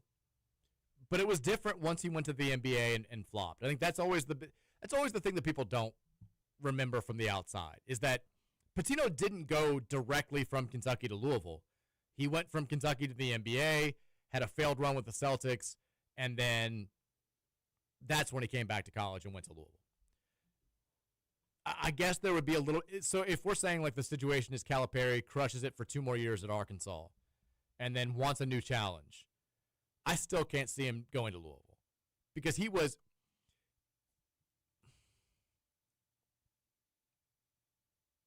I mean, he owned us. He killed us. And he also was like – I feel like he played more into the rivalry than Pitino did when he was at Kentucky. And again, maybe I'm – misremembering because I was so young. But it just like Pitino's teams were so far above Louisville's teams in the 90s once he got it going that it was like they almost just didn't care about the rivalry nearly as much. With Cal, you had Louisville being very good at the same time, and you also had, I think, his personal animosity with Pitino that fed into all of that. I don't think that Rick Pitino and Denny Crum ever really hated each other. I think it was kind of, Pitino made Crum look old when he got to Kentucky, and I'm sure there was some animosity because of that, but I don't remember them ever really getting into a war of words or anything like that. It was just Pitino and those Kentucky teams were better than Louisville in those teams. I can't ever see it happening. I can't envision it. Texas, while coaches usually hire assistants based on some kind of existing relationship, I wonder if Kelsey might turn to a former head coach, preferably from the power conference level. Michigan has former Oklahoma State head coach Mike Boynton as its defensive coordinator, and it seems to be working out well for them. He seems like a weirdo who's probably going back to Baylor, but maybe someone in the Jerome Tang mold. As a side note, are there any NCAA tournament commercials that make your blood boil anytime they come on? For me, it's the Coke ad with a bus full of fans singing Yukon Huskies in the most annoyingly shrill voice imaginable. It's some of the... It's more the songs than it is the commercials. I'm usually flipping it off, so when there's a commercial, I'm usually flipping around. So none of the commercials really bother me that much. As far as the assistant, yeah, I would like to see. You'd love somebody with experience. If we could bring in our own Mike Boynton, I think that would be great. I don't exactly know who the candidates are. I know they're looking. I know they're talking. I think we're also going to have another staff member announce shortly that they are leaving. Not a full-time assistant. It's someone who's been here the last couple of years. I think that will probably happen. We'll see. I think it's a very fluid situation right now. Texture says, did the administration force Pat Kelsey to make staff changes? I don't think so. No. Actually, I know. No. Based on how you've talked about it, it seems like it was PK's decision, and that's the difference in his path between Chris Max. Yes. Josh Hurd and the current president also seem to know how to support their coaches better than Ty Ray and Ben DiPuti did. I think the current administration, along with not having a global pandemic, will help PK avoid the same issues Mac had after his first couple years. That's the great distinction to draw between those two situations. Yeah, is Chris Mack felt pressure to let two coaches go. Pat Kelsey, I think, chose to kind of make this move on his own, has handled it a lot better. I mean, you've seen the mutual respect that has gone back and forth, too. Brian Cloman puts out a very nice note last night that was shared on Twitter. Thomas Carr, I don't think, has made a public statement, but you've seen nothing but respect between those coaches and U of L. I've seen a lot of the other U of L assistants who have posted about those coaches on their own social media platforms, praising them. The players all seem to be very supportive of both Carr and Cloman, and I think they will be. The same will be true for this third person who's announcing, I think soon, that they're going to be moving towards another job. Also sounds like I may have to walk something back a little bit. I may have to walk back the only hiring one guy on staff. Sounds like it's going to be based on who they can get. Sounds like we may have two guys replacing two assistants. We'll see. Fluid situation, as always. Texture says, at what date do you get nervous about the Ellis commitment not happening? Is this something we should hope happens this weekend? What's your understanding of the timeline? I don't. All I've heard is the sooner the better. I don't know if there is a time. If it's like a week from now, if we haven't heard anything, I don't know about that. So I can't really give you a definitive answer there. Texas says, Mike, once again, I'm pissed off with the fan base. Okay. They spend all season clamoring for staffing shakeups, and then as soon as we part with two assistants, they act like the program is falling apart. Are they? Maybe I'm just following the wrong people on Twitter, but Pat can't adjust. Maybe Brom and McDonald could learn a thing or two about putting team adjustments ahead of blind loyalty. Fire Roger Williams. I haven't seen, like you said, maybe I'm just following the wrong people or I'm seeing the wrong stuff. I feel like most Louisville fans have taken the assistant moves in stride. I think that everyone sees it for what it is. Everyone seems okay with it. I haven't seen people who are like, the sky's falling because Brian Cloman and Thomas Carr have left for other programs. I think that most people are like, we expected staff changes this offseason. We're getting staff changes this offseason. This was to be expected. This year was fine, but that's all it was. It was just fine. If we're going to take the next step, Pat Kelsey feels like he needs to make changes A, B, and C, and we're starting to see that happen. So from my perspective, I think the fan base has been fine with this. But I'm sure there are some other people out there who are freaking out, as is the case every single day with fandom, just the way that it goes. All right, let's take a break. When we come back, final segment of the day, we'll run through the text line. We'll make some predictions for tonight as well as the rest of the weekend. We'll get you ready for Louisville versus Birmingham in the UFL, Louisville versus Michigan in the Women's Sweet 16, and then we'll hand things off to, I don't know if ticket punchers are on today. We'll hand things off to whoever's next and get ready for the weekend. It's the Mike Rutherford Show presented by United Mechanical and Nexus Plus. Back after this here on 1450 and 96.1 Big X Sports Radio.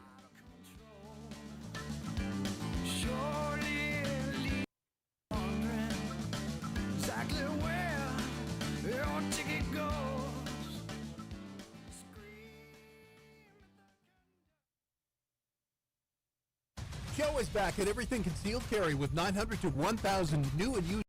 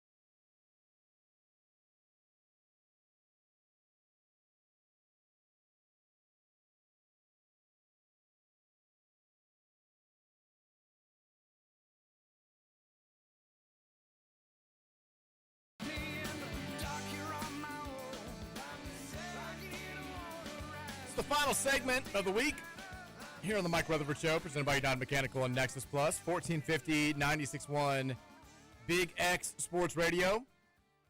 We've got your Louisville baseball coverage starting right now over there on 970 WGTK as the Cards kick off a 3-game weekend set against Pittsburgh. We're 3 hours away from kickoff inside Lynn Family Stadium. As the UFL era in the city of Louisville gets underway, the Louisville Kings taking on the Birmingham Stallions. First game ever for the Kings, also the first game of the 2026 UFL season. Our boy Roman Kelly, fan MC tonight. We got Dalton Pence of the Big X doing the PA work. I mean, what do we do if Roman just has a huge gaffe that goes viral online? What happens tonight if Fox catches Roman just doing something terrible, like falling by? I don't know how we're going to handle it.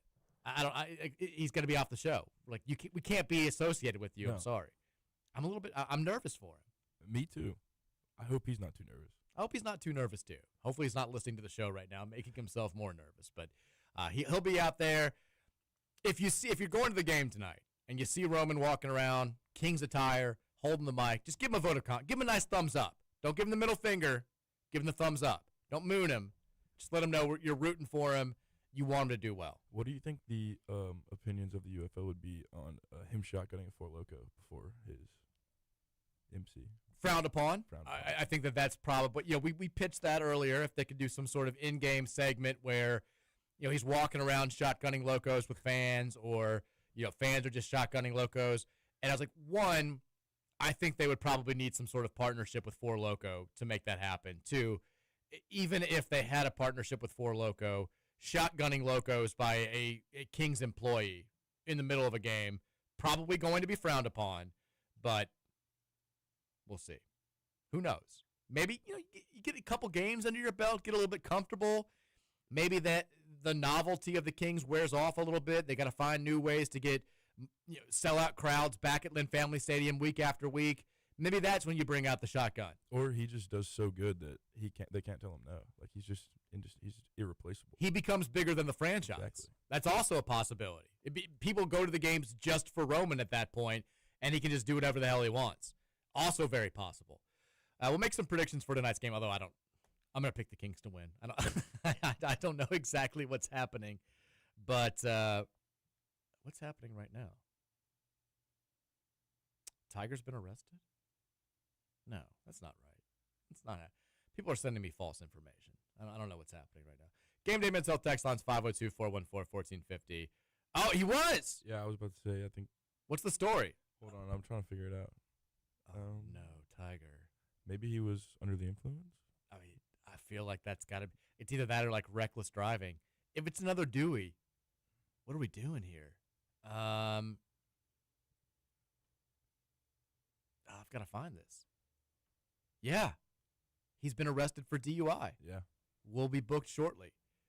Martin County Traffic Unit was called out to the scene and made the arrest. Booking photo to come shortly. Wow. What are you doing? Another Tiger Woods mugshot. What are you doing? So I was in the last time, well, I guess there have been 3 now that I'm thinking about it, because there was the one in 2021, which was super scary. There was the one in 2017, the original one when he was on way too many prescription drugs, and he had the photo that made him look like he was just out of his mind. We were in Ireland. We had taken a family vacation with Mary's family to Ireland, and I'll never forget, I think we were in Dublin. It was one of the days that we were there. We got up, and the hotel had a breakfast area, and they still did the thing where they had a main table with all of the national newspapers. And you're in Ireland. Every single national newspaper in Ireland had Tiger Woods' mugshot on the front page. And I was like, oh, my God, this is a terrible golf's huge in Ireland, and Tiger's the biggest figure in golf even today. And, I mean, this is just, dude. I always wonder when I've got just, people that you know locally. If you get arrested for one DUI, I don't want to say, whatever, but, it can happen. I get it. You've been out drinking. You think you're okay. You think that 2 beers, you're going to be below the legal limit, and you just so happen to mildly blow over. I can see how that can happen. After you've had the first one and you know exactly how much you have to lose if you get multiple DUI arrests, at that point I would start to be like, all right, you probably have a problem. Like you need to have a plan in place if you're going out to have drinks with the fellas, or you're going to a party, or you're going wherever, because you've got to know what's at stake there. If you are a celebrity, multiply that times 15. If you're a celebrity of Tiger Woods stature, multiply that times 1,000,000. Like you've got the money to have someone who's at your beck and call, who at 3 a.m. if you want to go out there and get White Castle, they will be your driver. They'll come pick you up. They'll make sure that nothing bad can happen to you. He's had multiple car accidents now where there's been medications or alcohol or whatever involved, and he's one of the most famous people on the planet. What are you doing? How do you let this happen? And then I think the other question becomes, if these are only the times that he's been caught because he's had an accident, how many times has he been driving drunk or under the influence of something where he hasn't gotten caught? It's got to be like, I mean, he has to be doing this pretty consistently. Tiger, come on, man. Also, not loving the fact that he's doing this. Mary and I have Masters Sunday tickets this year. No way. Yes. How'd you get those? Family hookup. Wow, that's awesome. One of those guys who has the crazy story where his dad went to his first Masters in like the 60s, and they had these like annual renewal passes. Right, yeah. And so they've been in the family for like 70 years now. They just get them every single year. And he was kind enough to offer us his tickets for Sunday, which is, I mean, this is a like ultimate bucket list moment. But Tiger, even if he played in the tournament, probably wasn't going to be around for Sunday. But on the off chance that he would have been cool to see him. I saw him at the PGA in 2000, saw him at the Ryder Cup in 2008. Would have been cool to see him at Augusta in 2026. But looking like it's not going to happen. That's crazy news. This mugshot's going to be wild. Gameday Mens Health text line's 502-414-1450. Let's go to the text line. Let's run through these before we make some predictions for the weekend ahead. Texas, would you rather be the head coach of Boston College or the top assistant at UConn? Probably the head coach at Boston College. I mean, I think it depends where you are career-wise, I guess. The good thing about the situation Luke Murray's in, Danny Hurley, even if he doesn't stay at UConn, he's going to have, if he's at the college level, he's going to have a primary head coaching job at one of the premier programs in the sport. So if you flop at Boston College and you're just terrible, and after 4 years they say this isn't for you, you're still going to be able to fall back on to being a top assistant at probably one of the biggest programs, because I think Danny Hurley would be the type of guy that would always find Luke Murray a job. For that reason, and I think, he's a little bit older than I am. He's getting up there in age. It's kind of the time that he needs to give it a go as a head coach. It's time to make that leap of faith. And if you want to have a lengthy career, being one of the better head coaches in college basketball, this is the moment to start that process. So, yeah, I'd probably take the Boston College job. Texture says, far fewer resources, Mike. The man's father is Bill Murray, for God's sake. I guess there's that. I don't know how involved Bill Murray is going to be with. And what if Bill Murray saved Boston College athletics? And all of a sudden, BC is just bringing in, Tyron Stokes goes to Boston College next year. $7 million. They outbid Kansas. They outbid Arkansas. They outbid Kentucky. They outbid whoever else. That would change things. Maybe he'll tap into his dad's bank account. Who knows? Texas says, Kelsey pulling out the eye emojis, but no commitment yesterday makes me wonder if something fell through with his point guard. Could the assistant coach GM leaving be why? I don't think that last part's true, but I do think it's interesting, because typically Pat Kelsey only does that if it's 100% done, and by all accounts, I think this is not 100% done. Just connecting dots. Could have been a situation where they felt like they'd come to a deal, and now Ellis is asking for an amount that they feel like is unreasonable, and that's the holdup. Who knows? Texas, the off day today is in case of bad weather on the scheduled opening day, so the decision can be made to push the game and all the hoopla back one day earlier in the week than waiting until the day of when everything is already going on. That makes sense. I don't like it, but it makes sense. Craziness in Cincinnati downtown looked like last night as well. I mean, huge crowds, and then I guess there was like a rush. There was like a kind of a stampede of people hours after the game. So lose the game, lose the opening day festivities. That's classic Reds baseball. Texas is Tiger Woods playing football for the University of Georgia. We just didn't know about it. It's a good joke because Georgia players and coaches get in accidents all the time, have vehicular issues. Texas, since I'm too lazy to type it into Google, but I'm not too lazy to text into the show, any idea where you can watch the Kings on TV or streaming? Yes, very simple. Fox, national TV tonight, 8 o'clock. Also, if we want this team to be supported and not fail in the next couple of years, they've got to be good out of the gate, just like Lou City was, but I think that goes without saying. Yeah, I mean, as long as they don't lose, like, how many games do they play in the UFL? Do you have any idea, Trey? 10? As long as they don't go, like, 2-8, I think you can. It's spring football. If you're a football diehard, there's nowhere else to go besides U of L spring game, and that's, it's a glorified scrimmage once a year. I think people will show up. The weather's great. Same reason a lot of people show up for Lou City and Racing Lou games. It's not necessarily because they're soccer diehards. It's because it's a great stadium. The weather's perfect. It's a good view of downtown. It's a great place to go for happy hour drinks. I think you'll still attract that level of crowd. I mean, not everybody who goes to U of L and UK football games is a diehard football fan. For a lot of people, it's a party. It's a thing to do. It's a social atmosphere. I think you'll have that brand of fan attending games, even if the team isn't great. But if you do want this to be a situation where you're not just selling out the first game ever and you're still having big crowds 2 or 3 years down the line, yeah, the team's going to have to be good at some point. I think you're exactly right. Texas, don't look now, but the Cards are leading the Central. Great win. Great win for St. Louis yesterday. Texas, do you hear anything about the SDSU guy, Miles Bird, if we're on him?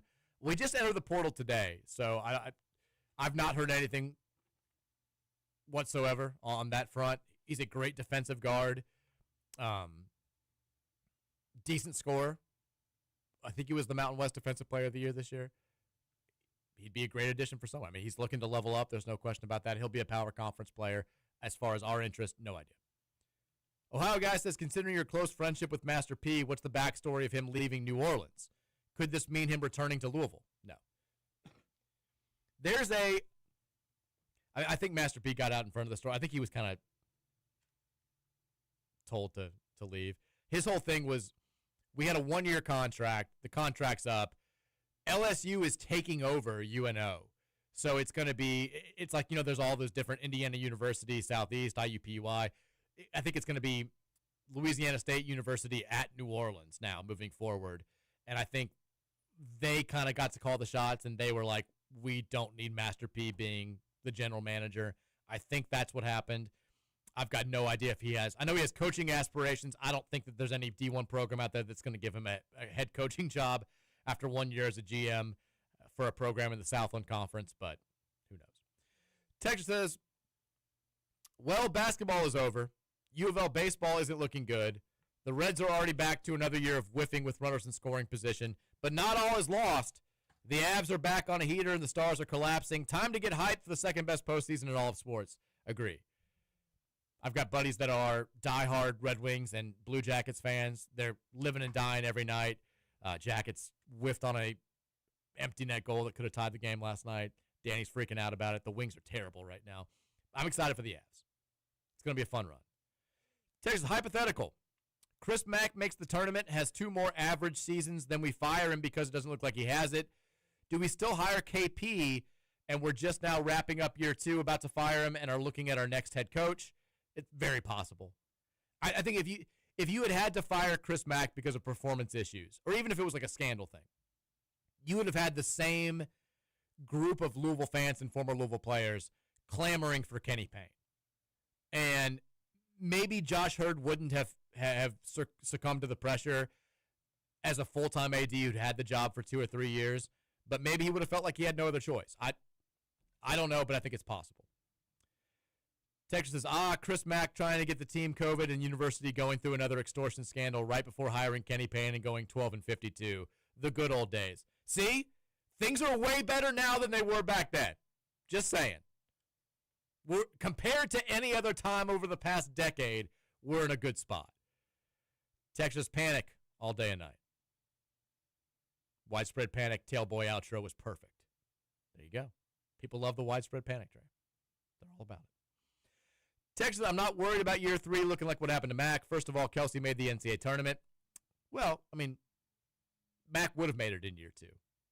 Second, Kelsey has to make changes because the coaching staff perhaps wasn't up to scouting against the more talented, bigger, more physical power conference teams who run us off the 3. Could have been. Texas, my wife is really into Egyptology. She's never listened more intently than when you discuss the second Sphinx. Bring her on. I need an Egyptologist to talk about this. Mike, are you going to Bachfest on Saturday? I got some inside info on the baby goat races. No, I'm writing about the Elite Eight. Texas, I've heard Coach Cal talk about his love for Denny Crum. Do we think that's genuine or just him trolling Rick? I think it's probably equal parts. I think he did have some genuine affection for Denny Crum. I do also think that it's him knowing that it's going to bother Rick Pitino. Texas, do you think PK will make a run at the European Vatek transfer? No idea. No idea. Texas, Kings by 10. Jason Bean, 2 TDs. Book it. Also, did you see my first text? Yes. No, I didn't, actually. Happy Friday. Kings plus 230 to win. Bet the mortgage on it. Kings game tonight is the only thing on my mind, and also Quinn Ellis. I'm hyped to see Roman being such a pro and excited for my younger brother who's been following the UFL for years. Let's go. Texas, Kevin Keats reunion. I would not hate taking Kevin Keats on staff. I think Kevin Keats is a good coach. I think he was a great assistant here. He'd help with the press, although that's kind of Peyton's thing right now. I'd be fine with that. Wouldn't hate it at all. I don't know how exactly he would fit with Pat Kelsey and what he wants to do, and culturally, philosophically, all that stuff. But if we're just talking about, do you like Kevin Keats and do you think he can coach? Yes and yes. Texture says,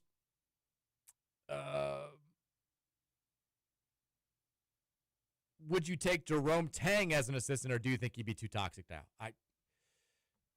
You're not the first person to ask this. I would say no right now. I think he's a great defensive coach. He wants to be a head coach again. If you think that he could help you out for just this 1 year, okay. But I think, I don't know. I don't think he would work with the spirit of what Pat Kelsey tries to accomplish with the staff. Ohio guy says the 78% of Louisville fans cheering on Pitino forgot that he donated to UK football's NIL. Also, how hilarious was it that Chris Mack got into a Twitter fight with Mark Ennis over COVID while he was at the Super Bowl? I remember this. It was about masking.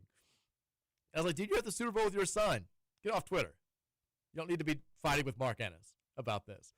Pitino did donate to UK football, but he also tanked UK football. I think he was a mole on the inside. Brought him down. Chris the Plumber scoffed no less than 4 times when you talked about Chris Mack in the COVID season. Facts only. Texas, do you think Kenny Payne will ever have another D1 coaching job? No. No. And if someone does hire him, they get everything that they deserve from that point forward. I mean, he doesn't do anything. Last text we got time for. What are the odds that if Rick wins tonight, he makes the phrase, in my 40 years of coaching, I have never. It's strong. One of his go-tos. I can absolutely see him if they beat Duke. And I think the way that he's talked this week, I think he has some quiet confidence that they're going to go out there and they're going to beat Duke in this game. But if he does, he's going to be holding court. He's going to be playing the hits. No question about it. I have loved all the videos of every time Rick wins a game, he goes back to the team hotel or he's outside the team hotel, and they're like congregating these St. John's boosters and fans around. And nobody loves holding court more than Rick Pitino. And I was texting with one of his relatives, and they were like, "Oh, these St. John's people just eat it up." They're like they just love this, and he knows they love it, and he's trying to do as much as anything to be the center of attention. We know that's what he does. All right, let's make some predictions for the weekend ahead. Nev says on the YouTube chat, this means old Frank is out of here. Well wishes to him. I don't think that it's Frank. I think that it's I don't think that it's going to be. Frank's fine. Frank may not be on the staff, but the staff member who's leaving is somebody else. Okay, Sweet 16 games tonight. Trey, you want to make some picks? Yeah, let's do it. He's excited. St. John's versus Duke. We've been talking about this. 7-10 on CBS. Duke is a 6.5-point favorite. Trey, do the Blue Devils march on, or does Rick Pitino get it done? Give me your pick. Sorry, I think the Blue Devils get it done, but I like the Johnnies to cover. So I picked St. John's to win this game before the start of the tournament. I've got them losing in the Elite Eight. I'm sticking with it. I think Duke's still a little bit vulnerable tonight, even if Caleb Foster plays. Just how healthy is he? We'll find out. I think St. John's gets it done tonight. Rick Pitino still just once beaten in the Sweet 16. The other one seed in action tonight, it's Michigan, it's Alabama. This has the potential to be a very high-scoring game, 7:35 on TBS. Wolverines are a 9.5-point favorite over the Tide. Trey, who marches on? Wolverines. I think Michigan wins. I think Bama covers. I think this is the first time that Michigan faces a legitimate threat so far in the tournament. Bama makes it a game, but ultimately Michigan makes the plays necessary to win by, I'll say, 7 or 8 points. 9:45 or thereabouts on CBS. Third-seeded Michigan State, who knocked us off, against second-seeded UConn. This is, by point spread-wise, supposed to be the most competitive game on the docket this evening. UConn is a 2.5-point favorite, very low over-under total of 136.5. Do the Huskies win, or is it Tom Izzo marching on to a regional final? Trey Ryan, who you got? Earlier, I said I was indifferent on this game, but I'm ready to say UConn moves on. I think UConn wins. I know they just beat us, and so it feels like sour grapes. I'm not big on this Michigan State team. I think whoever wins this game loses in the Elite Eight. But give me UConn winning and covering. I'll say the Huskies by 7. Tom Izzo crying into his sleeve. Jeremy Fears flopping everywhere, trying to draw fouls, looking like an ass clown. That's who he is. That's what he does. Late night on TBS, it's scheduled for a 10-10 tip-off time. 6-seeded Tennessee, still chasing that ever-elusive first trip to the Final Four, taking on second-seeded Iowa State. It's a 2-6 matchup, but the spread is still very thin. Iowa State, a 3.5-point favorite. They're saying that Joshua Jefferson is going to play in this game. The All-American who's been dealing with the ankle injury didn't play against Kentucky. Who wins, Trey? Give me Tennessee. I kind of think Tennessee may pull this out as well. I picked Iowa State before the tournament. The Jefferson injury is a big deal. This is two great defenses going at it. Jacoby Gillespie's playing at a pretty high level. Nate Amen's playing hurt, but still playing well. Bleep it. Let's do it. Tennessee wins this game. They march on to a regional final, and then once again fall tantalizingly short of a Final Four. Tonight, 8 o'clock, Louisville Kings, Birmingham Stallions. I still don't really know how the scoring works in the UFL, but that's not going to stop me from making a score prediction. Trey, do the Louisville Kings, are we dancing in the streets tonight after the first Kings game? Yeah, Kings by 1 million. We're getting it done tonight. Kings are winning. Again, I don't know how the scoring really works still. Give me the Kings 32, Stallions 28. Kings victory. And then tomorrow in the women's NCAA tournament, big spot for Jeff Walls and company, an opportunity to make a regional final for the first time in 4 years. Louisville taking on second-seeded Michigan. The Wolverines are a 5.5-point favorite. This is a 12:30 tip-off on ABC. Trey, do the Cards get it done? Yes, sir, we do. I hate to pick against us.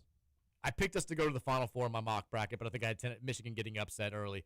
To hell with it. U of L wins. We're playing Texas. We're not playing Kentucky in the regional finals on Sunday. Let's go, Cards. Let's make it happen. All right, big thanks to everybody for tuning in this week. We got, again, U of L baseball over on 970 WGTK. Kings football coming your way at 8 o'clock. Enjoy the sports this weekend. We're back Monday at 2:30. Until then, go Cards. Make you happy, we're still on track. Make you sing.